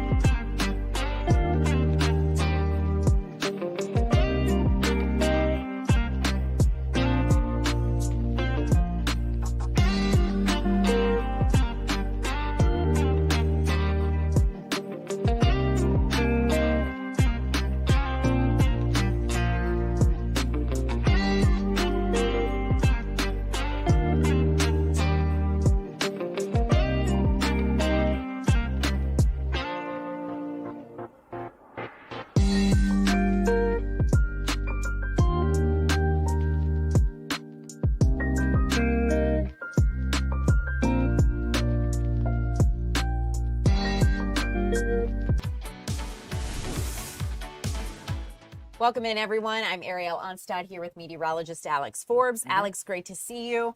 I feel like we're going to be plants looking up at a watering can tonight because there's more water, rain on the way. And some wind, I think, particularly south of I-20 as we work our way into the evening hours. So during the noon hour, we got an update to the severe weather outlook, and you're looking at that going, what in the world are you talking about? Severe weather where? Yeah. So it's a quick moving system that's currently back into Arkansas and Mississippi. Okay. And it's going to be here later this evening. That tells you the speed it's moving at, Sure. right? So let's zoom out on Fox 5 Live Viper. We have a severe thunderstorm watch now in effect for parts of Mississippi and Tennessee as this is beginning to come across the state line. You see it's not all that big, but it's had a couple warnings on it. And look at this down into southern Arkansas. You see how that's bowing out? That's right there along the Arkansas River. That's when you get the indication of some stronger winds. So that's what's going to trek across Mississippi and Alabama. And that is why we do now have a level 2 severe weather risk for parts of metro Atlanta. Look, I mean, a number of our spots are in this level 2 now. It was a level 1. Now it's a level 2. It goes from Calhoun down to Marietta, Atlanta, includes the airport down towards Noonan, Peachtree City, Greenville, and then that's going to continue to slide on down to the south once you get over into the Montgomery area. But Villa Rica, Carrollton, Dallas, Cartersville, Calhoun, Somerville, I think all of these spots are at least going to see rain tonight. The storms, I think we've got a better chance of some impactful weather I-20 and southward. So Sonoy, Greenville, Callaway Gardens, down into the Columbus area. That's where you're in the level 2. Now, do note, we do have a level 1 elsewhere. That's going to be as the system weakens as it pushes through metro Atlanta and North Georgia. So let's time it out. Actually, before we do that, let's check out the wind risk. The reason for the upgrade is because of an increased wind risk. The hail risk, it's there, but it's not all that high. This is going to be a wind-driven event. So, timing it out, here's 6 p.m. Notice we're still mostly dry across the area. And then there's 9 tonight. Look, that system will have made it all the way from Arkansas to the Georgia state line by 9 o'clock tonight. And then we're going to be looking at waves of showers and storms into the evening hours. You're going to notice early tomorrow morning, this particular model has some scattered showers in and around the metro area. Not expecting those to be on the stronger side. We won't have the heating of the day to work with, but I don't think it's going to be a dry morning commute, right? We're still going to mix in some showers before we get toward the end of the week there. And we're looking at a front move in by the time we get towards really Wednesday night into Thursday here in the metro Atlanta area. 71 right now. How about Eatonton? Already to 81. They've seen some more sun down there. 75 in Covington and 73 over in LaGrange. We're all going to warm a little more here through the afternoon. Upper 70s, 60s tonight. Then for tomorrow, again, a wet morning for some people, low-end rain chances before we begin to warm into the afternoon. Looking for 80 in Atlanta tomorrow, 81 in Eatonton and 81 in Thomaston. So there's your Fox 5 Storm Team's 7-day forecast. 60% chance of morning storms. I really think a lot of what we see is going to be before sunrise, but we will still have some lingering showers. Cooler there on the flip side of this late front Wednesday into Thursday. 61 Thursday, 41 Friday morning. So we go from 84 Wednesday afternoon to 41 Friday morning, then on a new warming trend for a dry weekend. Alex, do you feel like we're entering this spring severe weather season I do. already? Okay. Yeah. So think back to last year. Remember when we had that level 5 day? Yeah. That was the weekend before St. Patrick's Day. Wow. So, right. that is this time of year. We're getting into March now. So I would be looking for more of these springtime fronts. And in fact, I think if anything, we might be a little late on it. We haven't seen a powerful spring punch yet. Yeah. And it's just the time of year when that happens. It is interesting because in my head, I feel, this is happening sooner than usual. Right. But we are pretty much almost to mid-March. And it's remarkable to think that, pretty soon we'll be in April. And that's really some of the peak, April and May, too. So definitely good as we get through this. I know you'll keep us updated on some of the things we can do. And some of you guys here in the chat have asked about what you can do to prepare for severe weather. So as we do it, we can talk about it. Someone actually is asking, what about Syracuse, New York? We do weather here in Atlanta. Love that you're watching us from outside Metro Atlanta. But we do have Fox 5 in New York. Maybe people can tune into the weather there if you want to get a local perspective through New York. I know Syracuse is a bit more upstate, but... and that also goes back to our specialty as meteorologists, right? Yep. I know Georgia weather like the back of my hand. If you plop me down trying to do lake effect snow in Syracuse, New York, I promise Fox 5 New York is going to have a much better forecast than I'm As going it to makes sense. Right. Alex, thanks so much for being here. I appreciate you. Yep. I'll let you get back to it.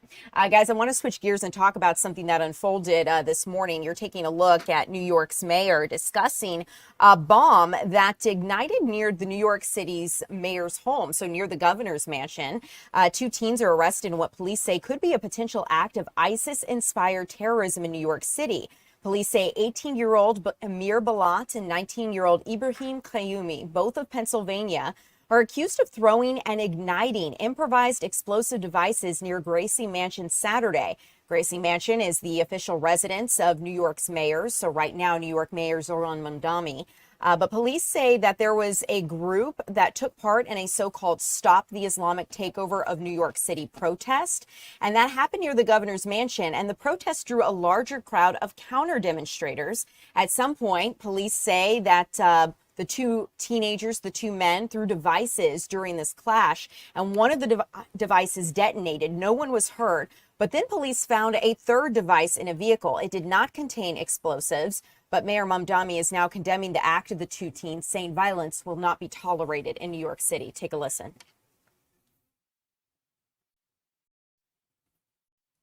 Yesterday, a protest was held outside Gracie Mansion, where I live with my wife, Rama. Neither of us were home at the time. This was a vile protest rooted in white supremacy entitled Stop the Islamic Takeover of New York City. I'm the first Muslim mayor of our city. Anti-Muslim bigotry is nothing new to me, nor is it anything new for the 1 million or so Muslim New Yorkers who know this city as our home. While I found this protest appalling, I will not waver in my belief that it should be allowed to happen. Ours is a free society where the right to peaceful protest is sacred. It does not belong only to those we agree with. It belongs to everyone. Let me also be clear about something else. New York City will never tolerate violence, whether from protests or counter-protests. Many of the counter-protesters met this display of bigotry peacefully, with a vision of a city that is welcoming to all. But a few did not. 2 men, Amir Balat and Ibrahim Qayoumi, traveled from Pennsylvania and attempted to bring violence to New York City. They are suspected of coming here to commit an act of terrorism. There is video of these 2 individuals throwing 2 devices towards the protest. The police department has determined that these were improvised explosive devices made to injure, maim, or worse. Thanks to the swift and decisive actions of NYPD officers at the scene, both men were immediately taken into custody, and the devices they brought taken off of our streets. Preliminary test results determined that these were not hoax devices nor smoke bombs. They were improvised explosive devices that could have caused serious injury or death. Part of our initial investigation was to determine what energetic substance, if any, was used in the 2 devices, and our analysis showed that one of the devices deployed by the subjects contained the substance triacetone triperoxide, known as TATP. Now, TATP is a dangerous and highly volatile homemade explosive that has been used in IED attacks around the world. Our bomb squad then rendered safe both devices. And as of now, explosive evidence samples are being sent to an FBI lab for further testing. Our investigation also led our detectives to a vehicle that was tied to the suspects. And yesterday afternoon, patrol officers found that car, a black 2010 Honda with New Jersey plates on East End Avenue between East 81st Street and East 82nd Street. Using a robot, the NYPD's bomb squad was able to find another possible suspicious device and materials inside the car consistent with the first 2 explosive devices, and the area was immediately frozen and cleared.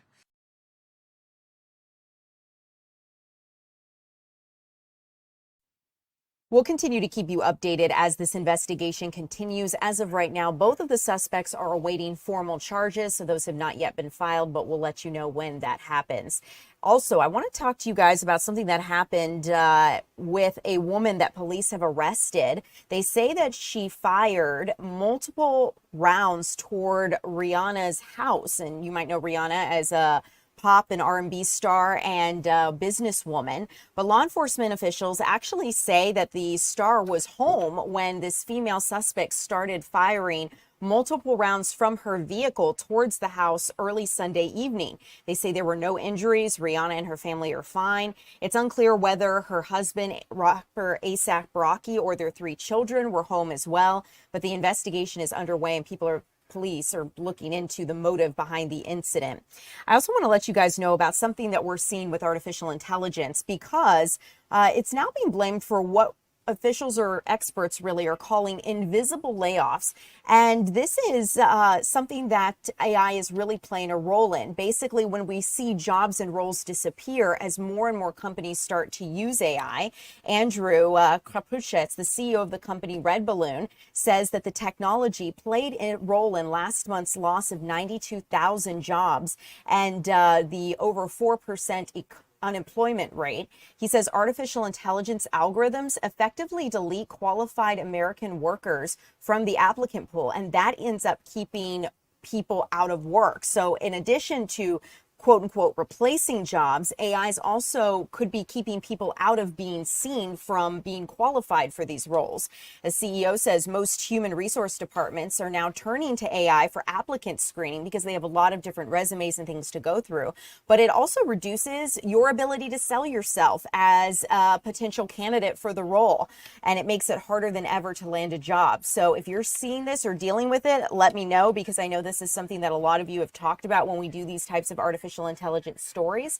But coming up, we're going to be speaking a little bit, we're going to switch gears here. We're going to be speaking a little bit about the World Baseball Classic as we go out to Houston. Much anticipated game on for tonight. We're also going to talk about something that unfolded this morning with the Secretary of State remembering American hostages. That's coming up next.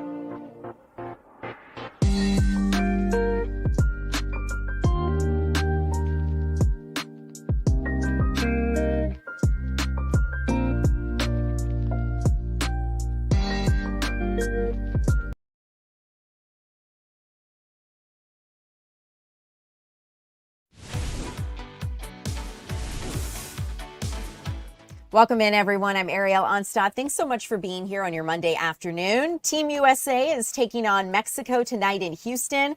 After starting the tournament off strong, the Stars and Stripes are 2-0 with wins over Brazil and Great Britain. So let's get out to Fox's Sarah Allegri live from Dyken Park there in Houston. Sarah, it is great to see you.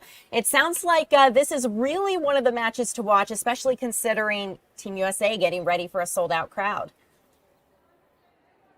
Hey there, Ariel. Absolutely. I mean, this is the game so many fans here have been waiting for. This is a known rivalry and the World Baseball Classic, and it's the biggest matchup, at least in this pool here in Houston. And just looking at the course of the past couple of days, I've been attending the games as a fan, and to see how many fans from USA have been showing up all decked out in their red, white, and blue. Some of these crazy costumes. Same story for Mexico as well, seeing a whole lot of green, a whole lot of red with them, just a ton of fans for both sides. So it's no surprise that the tickets tonight here at Daikin Park are completely sold out.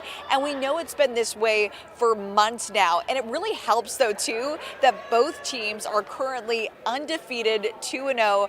The U.S. had a couple of great games these past few days against both Brazil, beating them 15-5, Great Britain 9-1, Mexico as well. And they just had a phenomenal game yesterday, dominating Brazil 16-0. They ended it and wrapped it up just in the 6th inning. So I think for both teams, yes, the athletes coming off of a lot of energy, a lot of excitement of trying to keep that momentum going.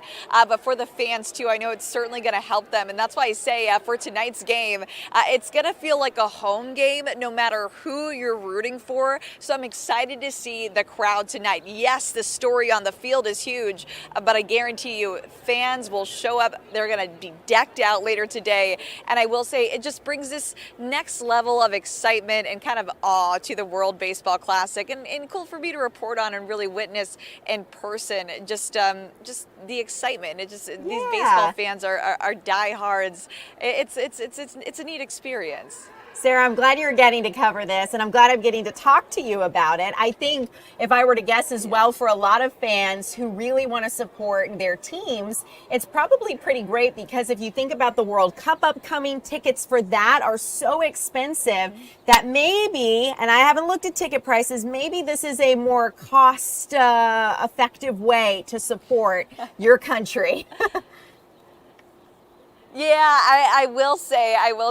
Yeah, and if you look at the other games too, with, let's say, Great Britain and Brazil, they are two incredible teams as well. But the ticket prices for those games a little bit lower. But for the Mexico and USA game, yeah, on the lower side in comparison, but still relatively costly, just because when you get that larger crowd, people are willing to cough up a few extra bucks to see some of their favorite players in action. And we have some incredible all-stars here with Team USA. Aaron Judge, team captain, superstar with the New York Yankees. We have Kyle Schwarber with the Phillies, and then also starting off tonight, Paul Skeens, Cy Young winner, and so incredible talent for Team USA, and we're all going to see that on display tonight as they take on another incredible team too, Mexico. Lots of representation with the MLB, a lot of superstars there as well. So it's going to give, both teams going to give one another a run for their money. Mexico also known to give the U.S. a pretty rough time. They beat them 3 out of the 4 times that they played at the World Baseball Classic. And talking to some of those team members with Team USA, they say, those are some games they certainly haven't forgotten about. So a little uptight going up into today, but they are excited for sure. A little salty and ready to win. Sarah, thanks so much for joining us live, letting us know what to expect tonight in Houston. Thanks so much, and wish you a remainder of your time there to be wonderful as you watch Team USA in Mexico. So thank you. As it continues, you guys, we're going to switch gears. I see some of you asking about the latest with Iran, so we're going to continue to keep you updated there. But I want to let you know about something that did happen earlier this morning, because Secretary of State Marco Rubio actually discussed the unfolding situation in Iran. He delivered remarks at this flag-raising ceremony for U.S. Hostage and Wrongful Detainee Day. That is today. And he was joined by FBI Deputy Director Christopher Raya and Special Envoy for Hostage Response Adam Bowler. He says they are commemorating the day because people, quote, refuse to let their loved ones be forgotten. But the Secretary of State also discussed the ongoing situation in the Middle East. Take a listen. Thank you. I want to welcome everyone here to the State Department. I wish it was on a happier occasion, although we do have things to celebrate in terms of Americans that have been returned, but also we remember those who have not returned.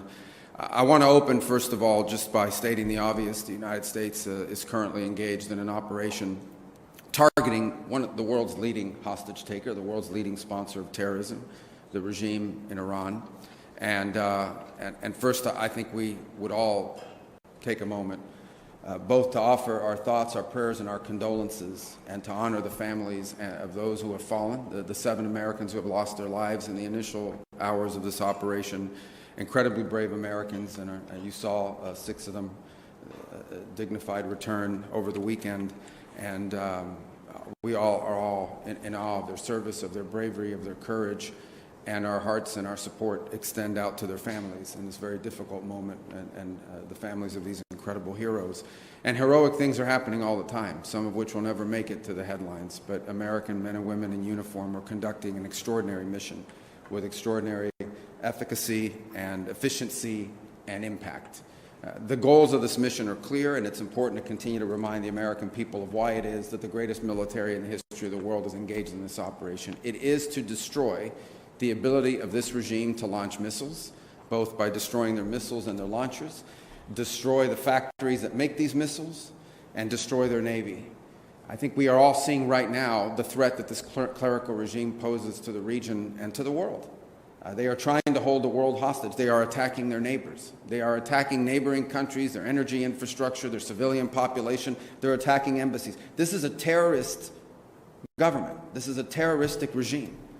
And we are seeing them. So for those of you wanting the latest, this is what Secretary of State Marco Rubio is saying regarding the conflict in Iran as the United States commemorates hostages and detainees of Americans that have been taken by other foreign nations. So we'll continue to keep you updated as the situation progresses. In the meantime, coming up next, we're going to head out to the University of Georgia. We're going to check out some trial gardens. Our Chris Rosenthal is going to show us what these are and how they might affect the plants that we buy. We're going to talk about it.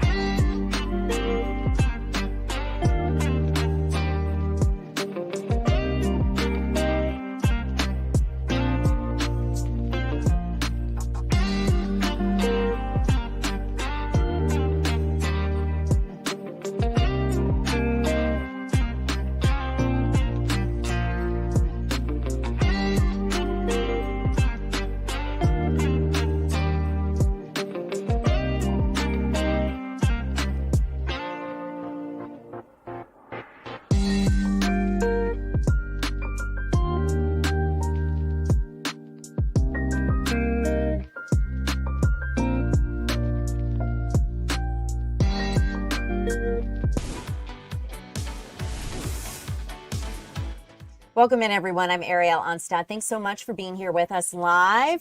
It is great to see you all. So we're going to go out to Athens, to the University of Georgia. That's where we find our Chris Rosenthal, who is touring UGA's Trial Gardens. And Chris, this is such a unique concept because they're testing seeds. They're testing what plants are going to make it. My first question was like plants we would eat or plants to look at. And I can't wait for the rundown.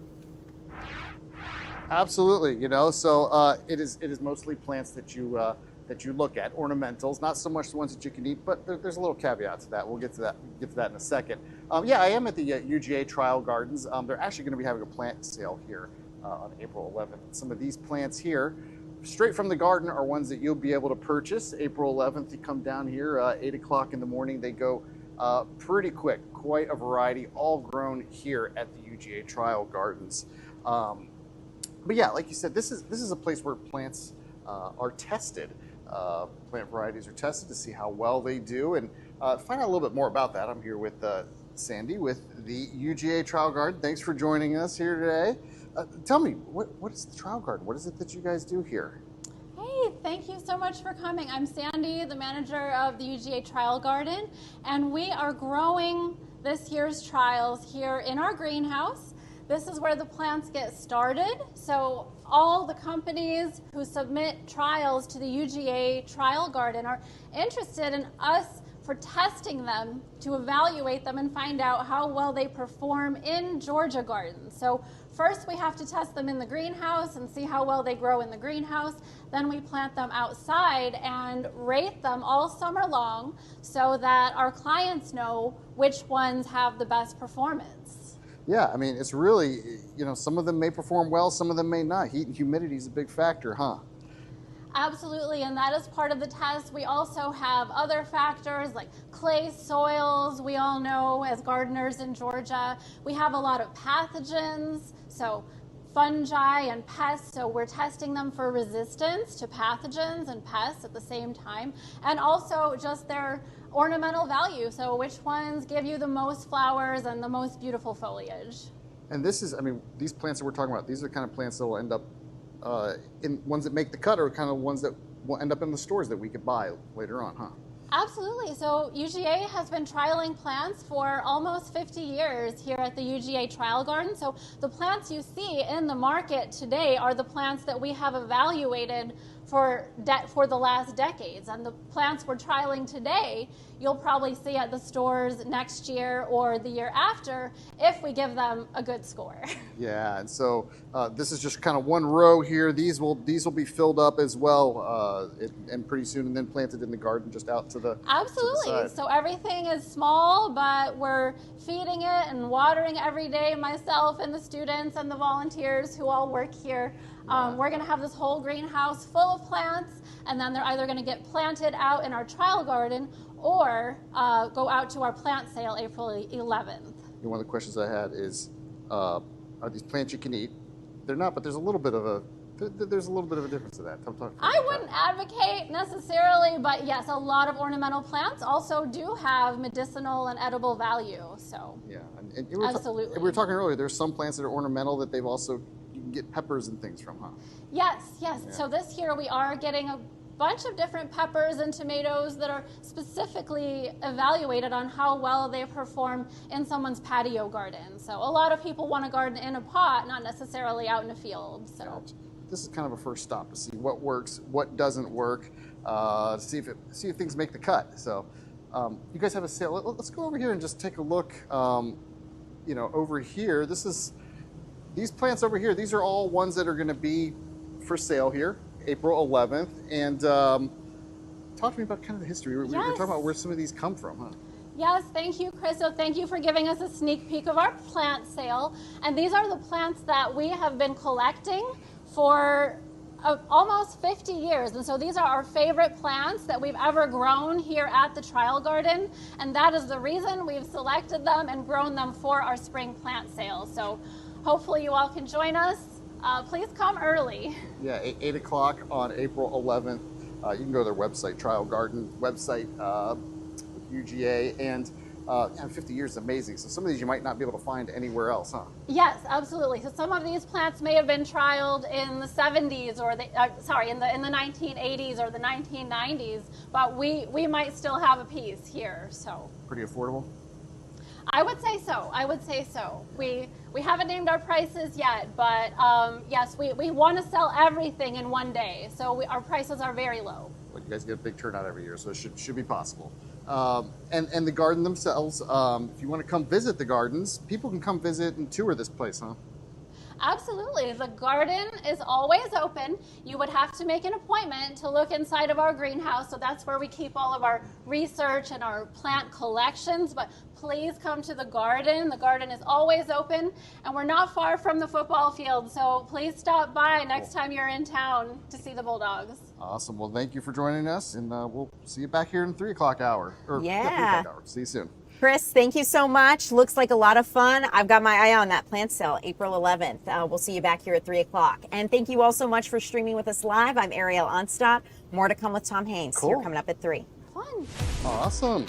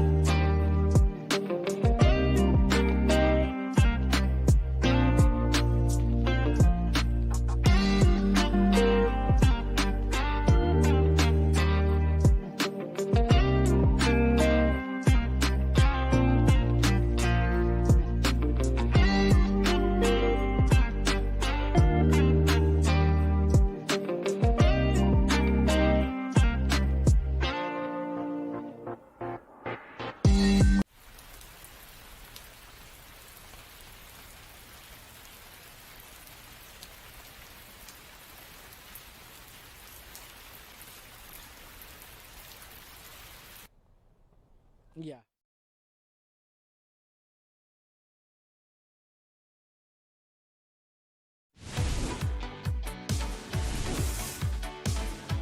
All right, welcome to the 3 p.m. streaming hour here on Fox Local. I'm Tom Haynes, your host for this hour. Going to cover a lot of ground today on this Monday afternoon. Turned into a beautiful day here in the metro Atlanta area. Started the day off with a lot of cloud cover. We thought it was going to be one of those overcast days.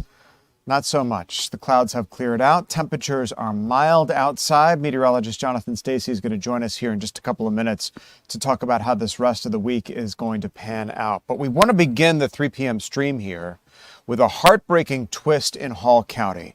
The family of a beloved teacher killed during a student prank is now calling for mercy, disputing reports of a confrontation and asking for all charges against those students to be dropped. This is Rob DiRienzo. He is covering this story for us this afternoon. Rob, tell us about the afternoon's new developments here.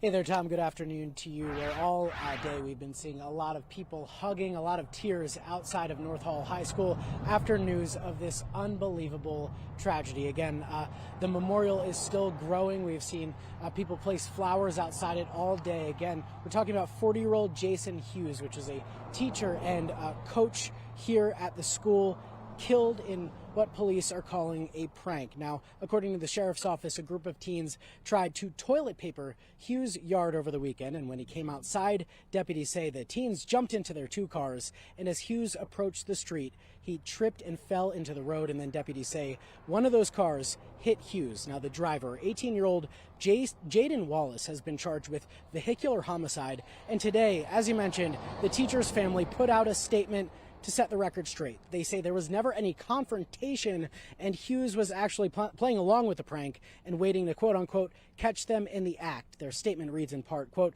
the students immediately tried to provide aid until the paramedics arrived. Jason loved these students, and they loved him too.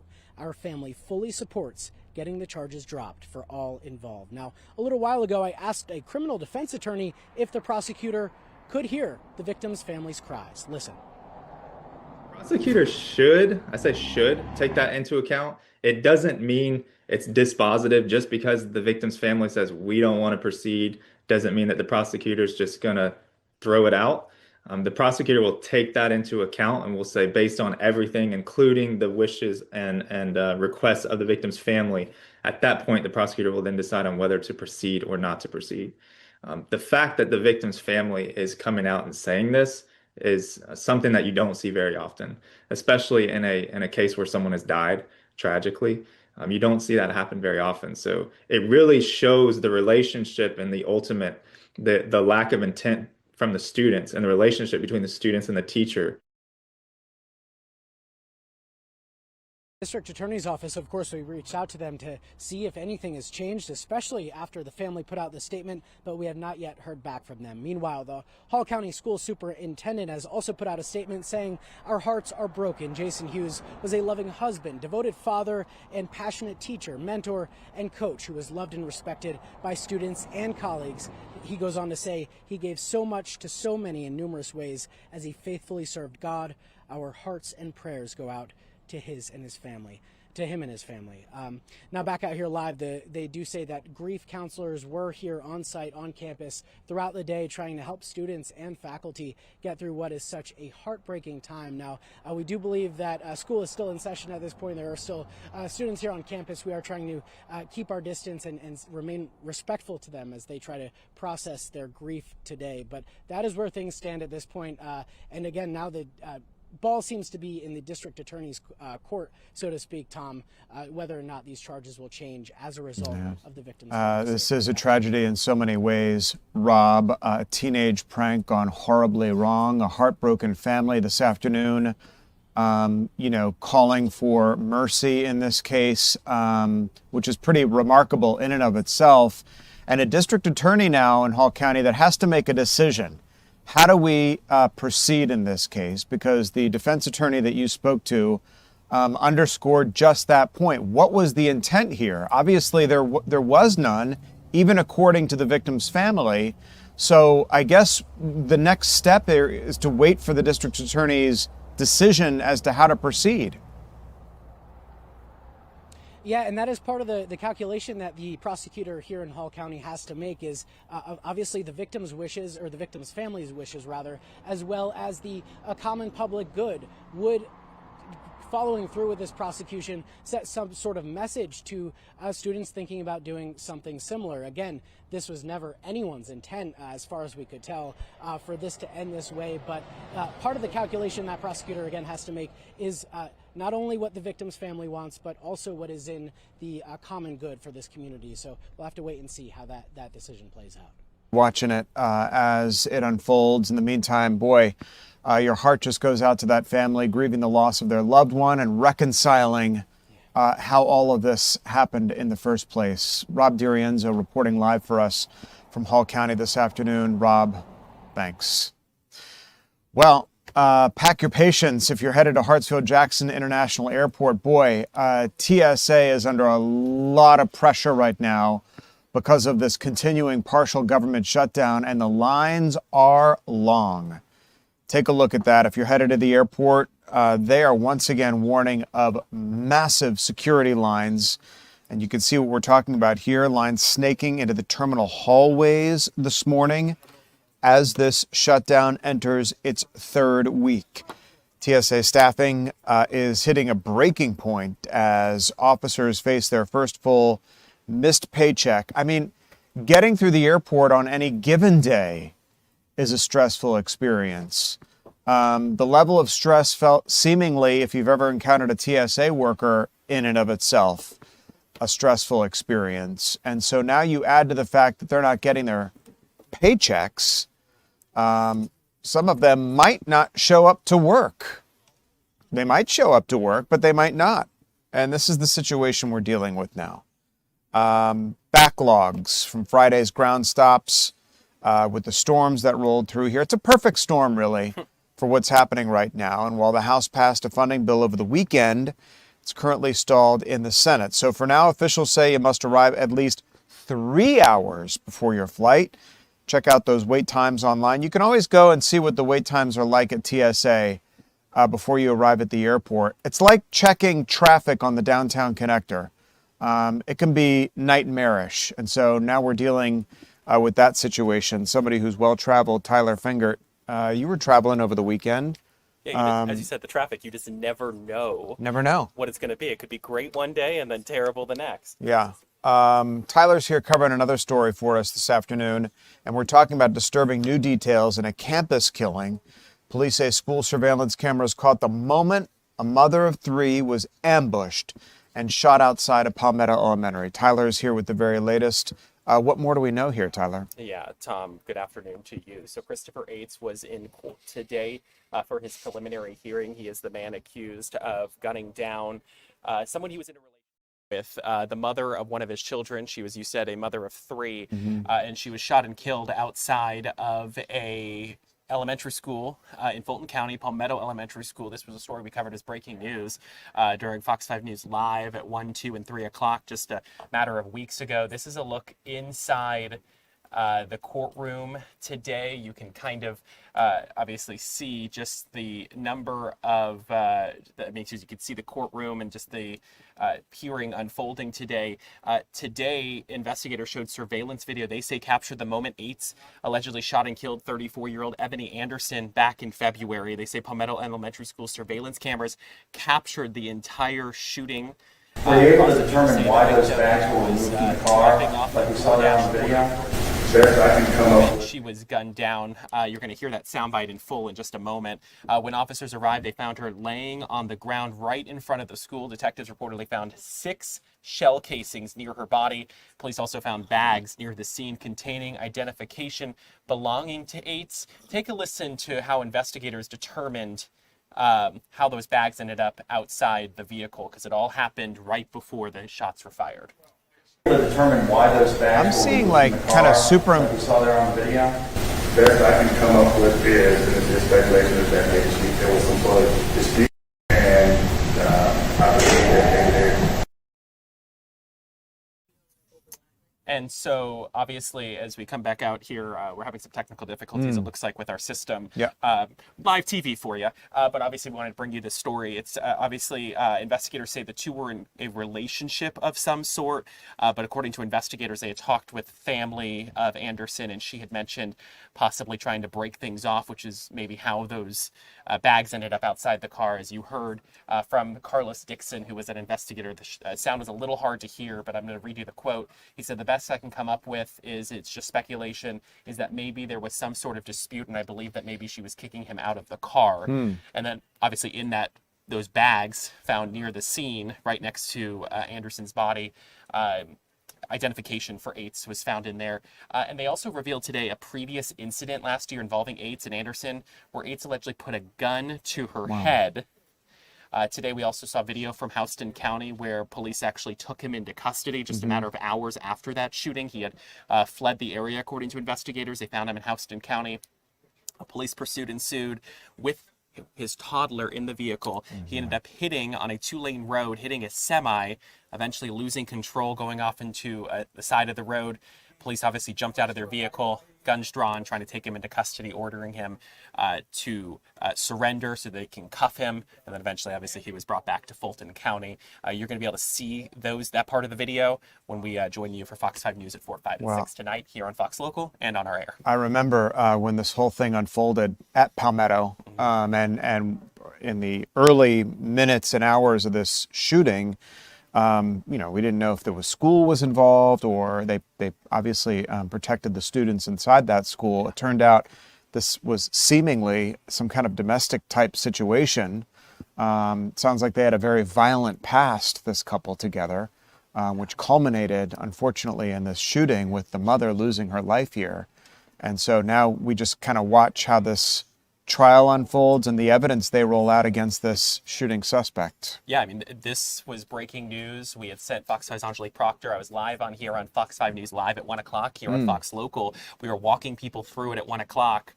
When Angelique joined us, she had gotten to the scene at Palmetto Elementary School. She was hearing from her sources that this was obviously not involving students and no students were involved, purely a domestic situation. Yeah. And based off what I gathered listening to the court hearing today, this could have happened anywhere in Metro Atlanta. Unfortunately, Just it happened wound right up outside there, the school, right? Which obviously is very traumatic for not just the students, but also the people who work at that school, because they don't know. In the early moments, you hear that gunfire. Apparently, the 911 calls came from the elementary school principal who was calling for help when they realized they heard gunshots. In this day and age, you just never know because of school shootings if this was something related to them. Unfortunately, though, it happened right there. Thankfully, though, none of the students were involved. None of the teachers were hurt. No, nothing like that. Well, as you say, in this day and age, that's where your mind automatically goes. And good for the principal for acting quickly to get the situation under control. During the 1 o'clock show, we were hearing our assignment desk was worried that it was something like that. And so that's why we were dispatching multiple crews out to the scene to make sure we could cover the story. And thankfully it wasn't a situation like that, because that could have been absolutely tragic, knowing what happened in Appalachia just a matter of years ago. Horrible. Tyler, keep us posted on how the trial unfolds. Thanks so much for joining us this afternoon. I want to keep moving with you here and talk about the latest in Iran with the situation unfolding there. Global energy markets in a tailspin. Boy, the Dow, again, down over 300 points this afternoon. Cannot seem to recover as oil surges past $100 a barrel now. Iran's new supreme leader is taking an even harder line, blocking critical shipping lanes and ruling out all talks with the United States amid the gridlock. A bombshell report from Axios suggesting the United States and Israel special forces are considering a high-stakes raid inside Iran to seize its nuclear stockpile. Meantime, the Trump administration maintaining this price spike is temporary, I should say. We're dealing with the cost of living. Now we're dealing with energy prices, but tensions boiling over. A deadly blast inside Iran's girls' school while the White House blames faulty Iranian munitions, lawmakers demanding an investigation into whether the United States was involved. The world is watching, and so are our pocketbooks as we head to the gas pump and oil prices continue to rise. An NYPD officer passed away, we understand, while deployed in Kuwait after experiencing what officials are calling a medical episode. The NYPD announcing the officer died after suffering a medical emergency while serving in Kuwait as part of Operation Epic Fury. Officer Davius served in the 42nd Infantry Division of the United States Army National Guard and rose to the ranks of a major. Davius began his service with the NYPD back in 2014, where he was assigned to the 79th Precinct in Brooklyn. No cause of death in Operation Epic Fury has been mentioned yet, but the mayor of New York has certainly acknowledged his passing and remembering his service. The State Department on the offensive after diplomats and travelers say that the Trump administration is sort of dropping the ball and getting them out of there. The citizens of the Middle East and the war in Iran, they're upset because the State Department issued that warning saying you need to get out. We will assist you. And then they say that that assistance was slow in coming. The State Department saying that they're deploying a number of resources to help Americans still looking to leave the Middle East.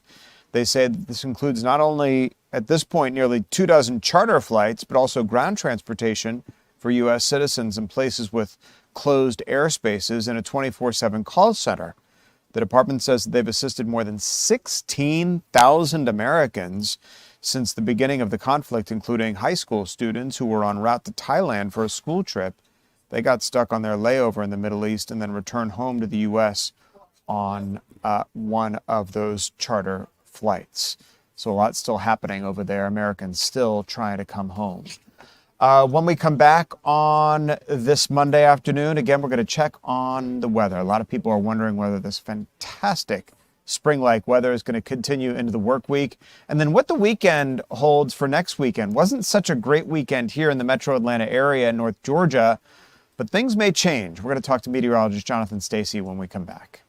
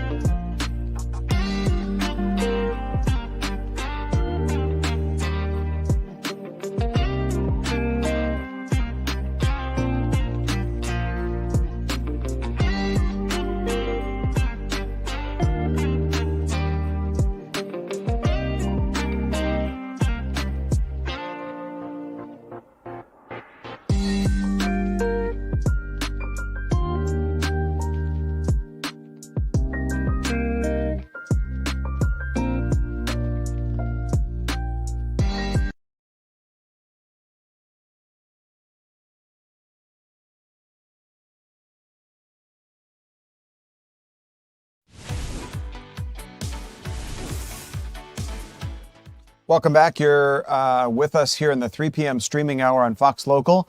I'm your host, Tom Haines, live in the Fox 5 Atlanta newsroom. We're so happy you're with us today. If you're streaming on our mobile app on your phone, happy you're here, or whether you're watching through one of your live channels at home, certainly glad you're with us this afternoon.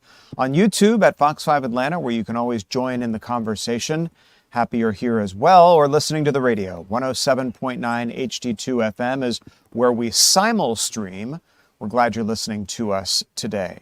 We have new developments out of New York this afternoon, where 2 teenagers are under arrest for what police say could be a potential act of ISIS-inspired terrorism in New York City. Officials say that an 18 and a 19-year-old from Pennsylvania are accused of throwing and igniting improvised explosive devices near Gracie Mansion over the weekend, which is the official residence, as you know, of the New York City Mayor Zohran Mamdani. Police say a group took part in the so-called Stop the Islamic Takeover of New York City. The protest drew a larger crowd of counter-demonstrators. At some point, officials say the two threw devices during that clash. One of the devices detonated, but nobody was injured. Police say a third device was found in a vehicle, but did not contain explosives. Listen to what the New York City mayor and New York City police commissioner had to say about what happened. A protest was held outside Gracie Mansion, where I live with my wife, Rama. Neither of us were home at the time. This was a vile protest rooted in white supremacy entitled Stop the Islamic Takeover of New York City. I'm the first Muslim mayor of our city. Anti-Muslim bigotry is nothing new to me, nor is it anything new for the 1 million or so Muslim New Yorkers who know this city as our home. While I found this protest appalling, I will not waver in my belief that it should be allowed to happen. Ours is a free society where the right to peaceful protest is sacred. It does not belong only to those we agree with. It belongs to everyone. Let me also be clear about something else. New York City will never tolerate violence, whether from protests or counter-protests. Many of the counter-protesters met this display of bigotry peacefully, with a vision of a city that is welcoming to all. But a few did not. 2 men, Amir Balat and Ibrahim Kayumi, traveled from Pennsylvania and attempted to bring violence to New York City. They are suspected of coming here to commit an act of terrorism. There is video of these 2 individuals throwing 2 devices towards the protest. The police department has determined that these were improvised explosive devices made to injure, maim, or worse. Thanks to the swift and decisive actions of NYPD officers at the scene, both men were immediately taken into custody, and the devices they brought taken off of our streets. Preliminary test results determined that these were not hoax devices nor smoke bombs. They were improvised explosive devices that could have caused serious injury or death. Part of our initial investigation was to determine what energetic substance, if any, was used in the 2 devices, and our analysis showed that one of the devices deployed by the subjects contained the substance triacetone triperoxide, known as TATP. Now, TATP is a dangerous and highly volatile homemade explosive that has been used in IED attacks around the world. Our bomb squad then rendered safe both devices. And as of now, explosive evidence samples are being sent to an FBI lab for further testing. Our investigation also led our detectives to a vehicle that was tied to the suspects. And yesterday afternoon, patrol officers found that car, a black 2010 Honda with New Jersey plates on East End Avenue between East 81st Street and East 82nd Street. Using a robot, the NYPD's bomb squad was able to find another possible suspicious device and materials inside the car consistent with the first 2 explosive devices, and the area was immediately frozen and cleared. Now, Mayor Mamdani condemned the act of the 2 teens, saying violence will not be tolerated in New York City. But obviously, both the mayor and police commissioner are actively investigating what happened here and are vowing to not let it happen again. All right, we're joined now by meteorologist Jonathan Stacy on this Monday afternoon. I see a live shot of the King and Queen building up in Sandy Springs. Not sure if that's possible that we can take that shot. But Jonathan, I want to take it because it demonstrates that it's just such a beautifully spectacular. I mean, it's one of those days that you kind of want to remember when it's a miserable day outside, because it started off kind of miserable this morning. It was cloudy and damp and wet, and you woke up thinking, gee, this is going to be an overcast, crummy day, but then it turned into that. What a difference a few hours makes here. And it's not hot, it's not humid, it's just delightful and perfect outside. Not bad at all. What a way to go into the work week after a mixed bag kind of a weekend. Yeah. It wasn't a bad weekend. It was just that there were some moments in which it seemed like the earth was just like coming down on us. Yeah, there were some ominous clouds out there over the weekend. There was. The clouds of the morning have departed. The afternoon giving way to plenty of sunshine. And we are waiting for this complex of storms currently rolling over the Mid-South to reach North Georgia. In advance of the approach of this complex, which has spawned a number of severe thunderstorm warnings along its trek out of the Ozarks into the Mississippi River Delta, it is now projected to likely cause some issues in our neck of the wood, especially as we get into the post-sunset period, specifically keeping an eye on West Georgia, and that does include the Atlanta metro area, now under a slight risk for severe storms, a level 2 out of 5. The main concern are damaging wind gusts up to 60 miles an hour, a lesser but non-zero threat for hail. At this point in time, there's not a threat for tornadic activity. Nonetheless, it can't be ruled out, especially given the environment.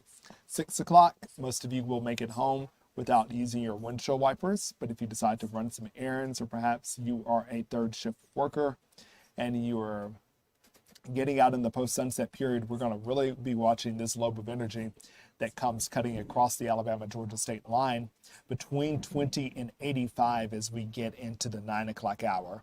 That is the initial piece of energy that brings heavy rain, but it also may be the piece of energy that brings the most robust winds. The wind field is particularly potent with this complex that comes through. If you remember when Tom was introducing me and we were getting on, I was looking very closely at the map here.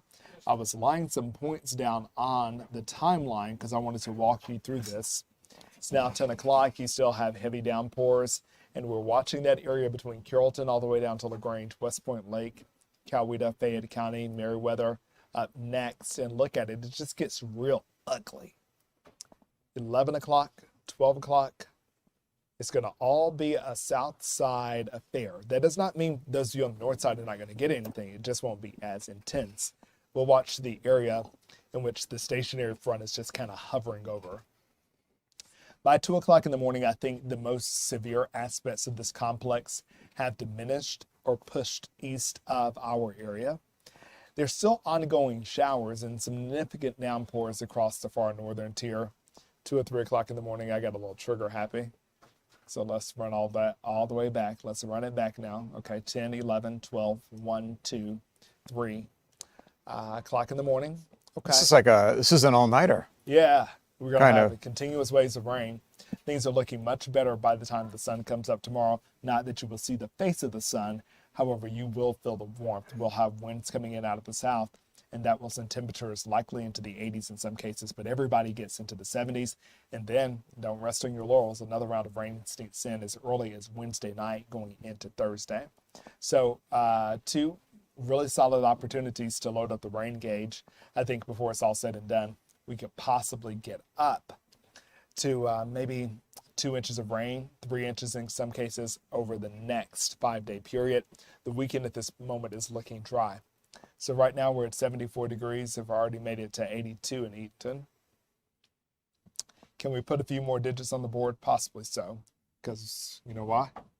We have an extra hour of daylight to work with. Right. Yeah. So we could warm things up more than we even did last week. 60s tonight. Once again, the rain is a big feature. It could be a factor for you early risers. Once again, third shift workers, people who go into work before 6 a.m. They'll be greeted by some rain. And then once again, we'll squeeze in a number on either side of the 80-degree mark for your Tuesday. Okay? That's how it all works out. The weekend looking cooler to start, but once again, sublime. So a real night tonight of some showers and thunderstorms on the south side. Are these going to bring any kind of severe conditions like high winds? I mean, damaging wind threats. Damaging winds down yeah. south of I-20, correct? Yeah, south of I-20. Okay. And for the metro counties, South Fulton, Fayette, Clayton County, Mm-hmm. Henry, we'll watch those closely. And maybe, southern DeKalb. And I don't want to walk 20 all the way to the line. That's just an easy line of demarcation. Sure. Between where we'll find the roughest storms versus still noticeable, still significant, but likely not severe. So have your alerts on. Here's the thing about it. We know our fragile power grid does not take a licking and keep on ticking. No, So they're old and above the ground. Yeah, above ground. Makes a big difference. So that said, because this is kind of completely a nocturnal affair, you may want to have two devices in which you set your alarm for. Yeah. For the morning. As many of us will be asleep as the roughest comes through. Now, if you got a dog or you're a light sleeper yourself, you'll probably pop up. You'll at least hear the rain hitting your rooftops and probably hear the claps of thunder. And the winds could be howling a bit, especially if any of this energy cuts through Atlanta. So this beautiful weather that we're having right now. It's very interesting how it's going to be. It's going to as the sun kind of starts going down, these clouds are going to start rolling in.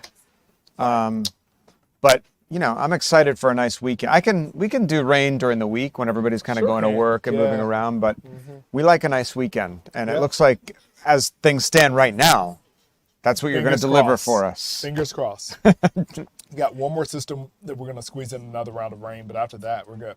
Tom, I don't know in what world you've ever been taller than me, but you achieved it. It feels good. It feels good. Because in real life, Jonathan's taller than me. Yeah. You want to stand up and show? Now look what a shorty I am. But we're dressed kind of the same, so. We shop at the same guess places. that cancels it out. All right, Jonathan, good stuff. We'll do it. We'll keep watching what's going to happen tonight. I appreciate it very much. Thanks. I want to move on here during the 3 p.m. streaming hour to tell you about some shots fired at none other than Rihanna's home.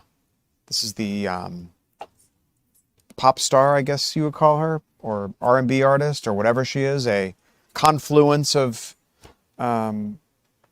music. But you know who Rihanna is. And police took a woman into custody because of that, after firing multiple rounds toward the singer and businesswoman's home. Law enforcement officials said that the star was home when the female suspect shot off multiple rounds from her vehicle toward the home early Sunday. Police say that there were no injuries. Rihanna's okay, obviously a little shaken up. Take a look at that house, will you? I mean, that is some spectacular home. It's unclear whether the rapper, their 3 children, anybody was home as well, but investigators are looking into exactly what happened here. Artificial intelligence is being blamed for what is known as invisible layoffs. That was part of the theory behind the drop-off in the Dow on Friday when employment numbers came in and they were below what was expected. One tech CEO says that AI technology played a role in last month's loss of 92,000 jobs and 4.4 unemployment rate. He says that artificial intelligence algorithms effectively delete qualified American workers from the applicant pool, and that ends up keeping people on the sidelines. The CEO says most human resource departments turn to AI for applicant screening, which reduces applicants' ability to sell themselves to employers, and this makes it harder than ever to land a job. So you're being algorithmed out of these companies' search for employees. It's all about like what's on your resume, how to strategically word it, so that when you put it into a employment website like LinkedIn, you'll be picked up by or Indeed, or whichever one you use. You'll be picked up by these data searches for the kind of person the company is looking for. You may be completely qualified to join the workforce, to join a particular company, but the company will never find you. It seems so unfair because you got the qualifications, you have the job experience, you're a good employee, you can do a good job, you can effectuate the company's bottom line, but they don't know who the hell you are because they can't find you because you're being algorithmed out. That's a problem that both you and these employee search engines are going to have to work on, if you will. Got a lot still to come. Ariel talked about it in the 2 p.m. hour, a beautiful display of greenery at UGA, which you may be able to participate in. Just gorgeous flowers and plants. UGA is really good at that kind of stuff, and they're going to open it up to the public coming up here next month. We're going to join our Chris Rosenthal live at this event after the break.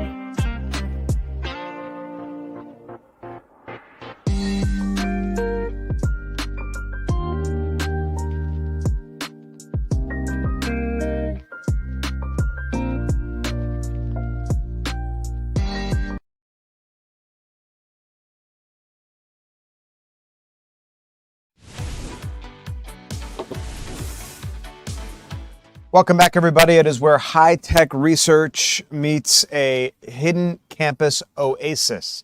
We are talking the University of Georgia inside the university's Trial Gardens to see how they are starting to breed the future of southern landscapes, trying a lot of experimental things there. Chris Rosenthal is joining us live with a look at this lush retreat and our opportunity to actually come there, Chris, and be part of it. UGA, and I went to UGA and I didn't even know this was here. It's been here for, about 50 years or so. Right here, a little oasis right in the middle of campus. I got the dining hall back there and some of the other buildings, a place where students can come and enjoy this setting here. And but it is the Trial Garden. It is the place where they try out various plants to see how well they survive in our climate. And I am joined by Sandy here with the UGA Trial Gardens here. Tell me about, what do you do here at the Trial Gardens? Welcome to the Trial Gardens. So what we do is evaluate ornamental plants, so flowers. We are the flower garden, and every year we receive 300, 400, 500 different plants from companies all around the world, and these are plants that they want more information. They want data from us. They want to know how well they perform in Georgia, in the Piedmont region, in the clay soil, or even in hanging baskets or containers. So they are sending these plants for us to tell them if they do well. So, this is sort of like the last line before they hit the market and end up in the stores, right? Absolutely. So when you go to the garden center, you're seeing plants that we have evaluated in previous years. So now the plants that we're evaluating this year will probably be in catalogs, but then they'll hit the stores next year or the year after.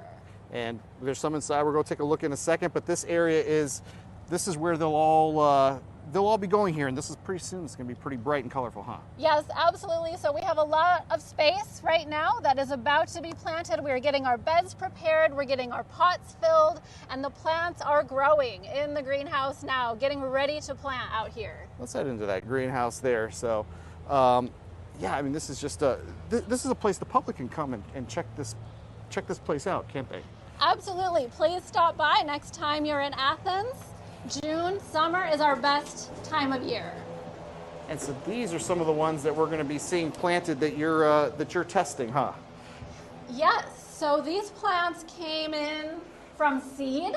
We grow plants from seed here in our greenhouse. We also grow miniature plugs. These are called plugs.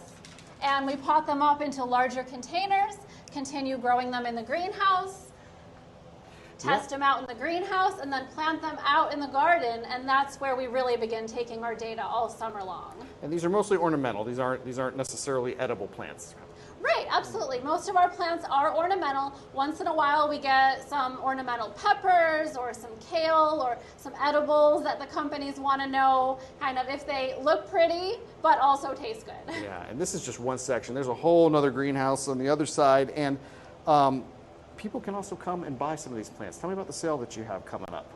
Absolutely, yes. So we have a plant sale. Our spring plant sale is April 11th, Saturday morning. Please try to come early. We have a lot of early birds, and we have lots of rare and unusual plants from our collection. So we've been collecting plants for many, many years, and so you will find our favorite plants that we've ever grown over the years at our sale. Yeah, but we'll go walk over there to the other side and maybe take a look here if we have a moment. And I think what's really cool is you said some of these, like, you won't find them anywhere else because they're they were trial plants that you guys had here maybe 50 years ago, right? Absolutely. We have plants that have sort of gone out of style, but we still really enjoy them, and so we might be the only place that sells some of these anymore because they might not be on the market. Gotcha. You usually get a pretty good response for this, huh? We certainly hope so. In previous years, we've had a line wrapped around the building for people to come shop, and we hope to see that again this year because this is a fundraiser for our program, and so we definitely depend on those plant sales. And we got kind of the ivies, yes, and we have got vines. Colorful plants over here, and some, I think, sunflowers. I see some sunflowers back there. Yes, sunflowers, straw flowers, begonias, Rex begonias. We have vines, a lot of flowering vines. So we really try to pick things that will do well in the Georgia heat and humidity. Some are for shade, some are for full sun, some are for really hot and dry areas in your yard. So yes, we have all of our favorites. Gotcha. And this area here, this is again, I was talking about. There's even more that are coming in for trial. These are also ready to go out to be tried and tested, huh? Absolutely. So this is the start of this year's trials for 2026. They're being taken care of by myself and the students and our volunteers. So we have a lot of people working very hard to grow these in the greenhouse, and then we'll get them planted outside for everyone to enjoy, and then we'll start taking data and uploading that data to our website. And anybody can look at that data if they're trying to determine what will work well for them when they plant, huh? Yes, please check out our website. We're on Instagram and Facebook as well. So we post a lot of pretty flower pictures all summer. I imagine you probably end up with a few duds here and there, some that don't work out. That is part of the program. So if something doesn't do well, we have to give it, a not as great of a score if it doesn't do as well. But that's part of research. Yeah, and that feedback, that determines what we get in our stores, huh? Absolutely, absolutely. If it doesn't do well, maybe they might send it to another region, or they might take it back to the lab and see if there's something, see if they can make it better. All right, well, Sandy, thank you for joining us. Thanks for giving me the tour today. Again, here, UGA campus, the Trial Garden, beautiful place to come and relax and check out these plants, and really, the amazing thing that they do here, testing these out, making sure they're ready for market.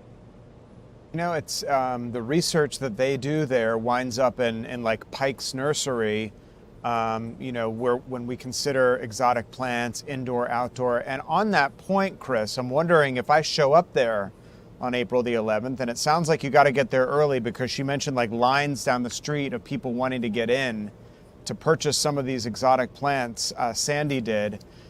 Do they, for an amateur, somebody who is really good at killing plants actually, what works in sunlight, what works in the shade? Do they divide it up like a Pike's like that and kind of guide you around and show you what to get and where to go, or are you completely on your own?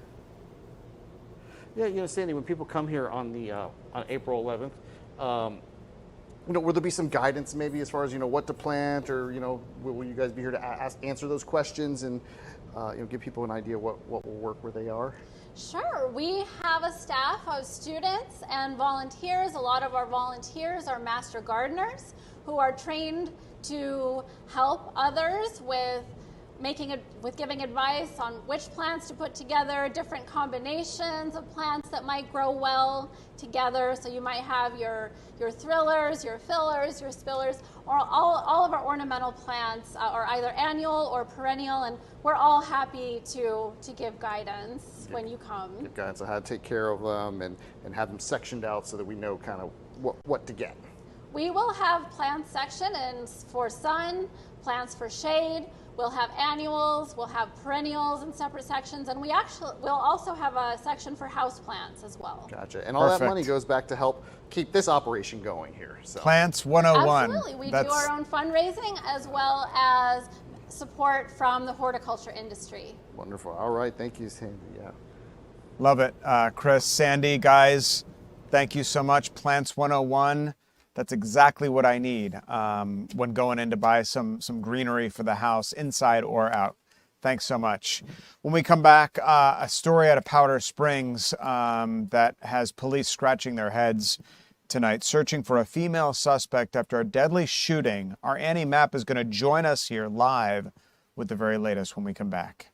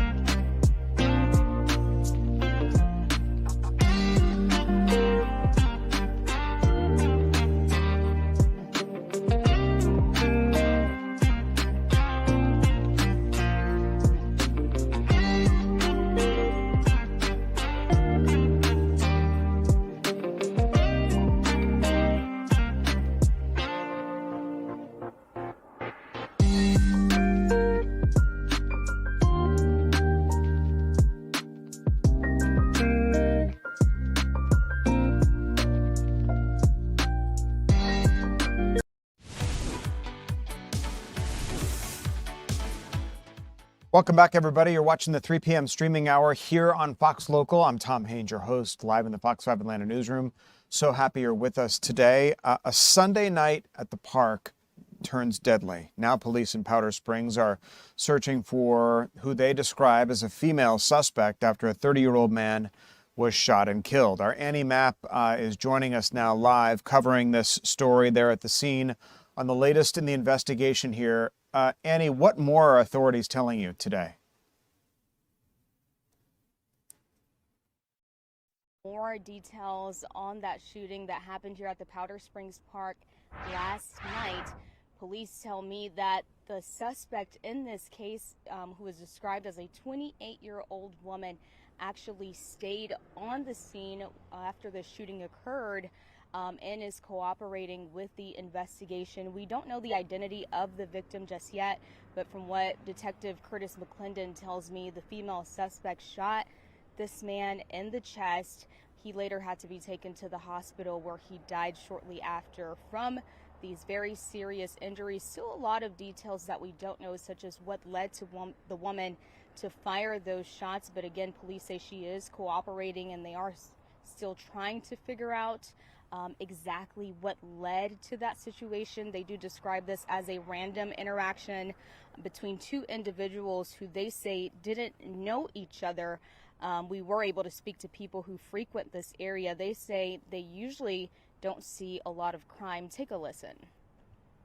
This is a really quiet neighborhood. It's really close knitted, and so to hear that is shocking. I'm sure everybody is shocked and upheaval about that. Again, I wouldn't expect it.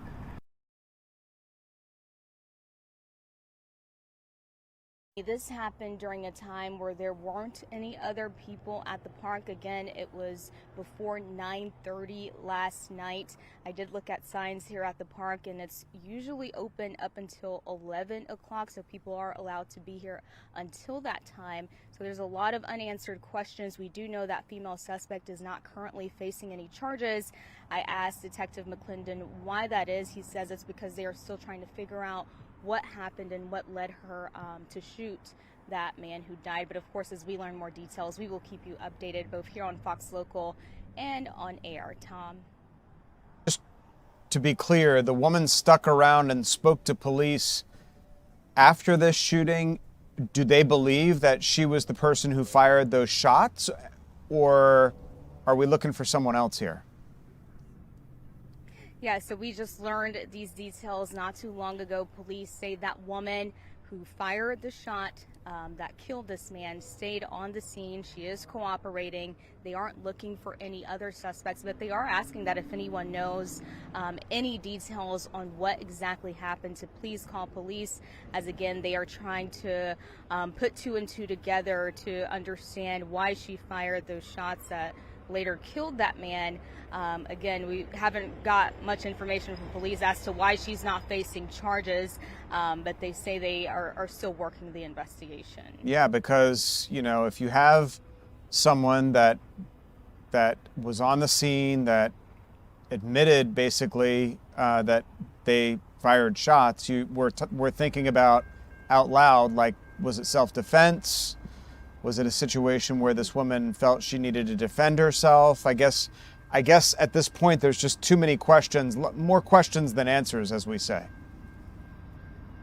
Yeah, a lot of unanswered questions, and that's something people we spoke to earlier who were at the park wanted to know, is why is she not facing any charges, especially since this man was killed. Again, Detective McClendon tells me no one else was really at the park at that time, so it's unclear what could have happened to cause her to pull a gun out and shoot this person. Again, we're told that they didn't know each other beforehand and that this was a random interaction. So it'll be interesting to see what actually led up to her taking those actions. All right. I'm sure we'll learn more here in the coming days. In the meantime, Annie Mapp covering it for us live up in Powder Springs. Annie, thanks so much. The Secretary of State, Marco Rubio, delivered remarks at a flag-raising ceremony for U.S. Hostage and Wrongful Detainee Day. That's what it's being billed as. Rubio joined by the FBI Deputy Director Christopher Raya and Special Envoy for Hostage Response Adam Bowler. Listen to what the Secretary had to say. Thank you. I want to welcome everyone here to the State Department. I wish it was on a happier occasion, although we do have things to celebrate in terms of Americans that have been returned, but also we remember those who have not returned. I want to open, first of all, just by stating the obvious. The United States is currently engaged in an operation targeting one of the world's leading hostage taker, the world's leading sponsor of terrorism, the regime in Iran. And first, I think we would all take a moment both to offer our thoughts, our prayers, and our condolences, and to honor the families of those who have fallen, the 7 Americans who have lost their lives in the initial hours of this operation.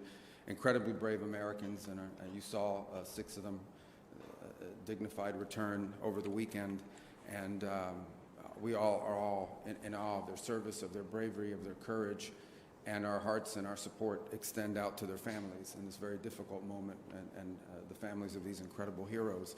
And heroic things are happening all the time, some of which will never make it to the headlines, but American men and women in uniform are conducting an extraordinary mission with extraordinary efficacy and efficiency and impact. The goals of this mission are clear, and it's important to continue to remind the American people of why it is that the greatest military in the history of the world is engaged in this operation. It is to destroy the ability of this regime to launch missiles, both by destroying their missiles and their launchers, destroy the factories that make these missiles, and destroy their navy. I think we are all seeing right now the threat that this clerical regime poses to the region and to the world. They are trying to hold the world hostage. They are attacking their neighbors. You're listening to the Secretary of State, Marco Rubio, talk about United States efforts to find and free hostages, saying that Iran is one of the chief offenders when it comes to taking hostages around the world. And of course, the United States involved in an armed conflict with Iran as we speak. Developments there continue to unfold. The Secretary of State and other officials addressing our efforts to find and rescue hostages around the world, one of the primary objectives, according to the Secretary, of this administration. I want to thank you so much for joining us here for the 3 p.m. streaming hour here on Fox Local. Been an honor to be with you today. I'm your host, Tom Haines, live in the Fox 5 Atlanta newsroom. Don't go anywhere. The news continues right here, right now.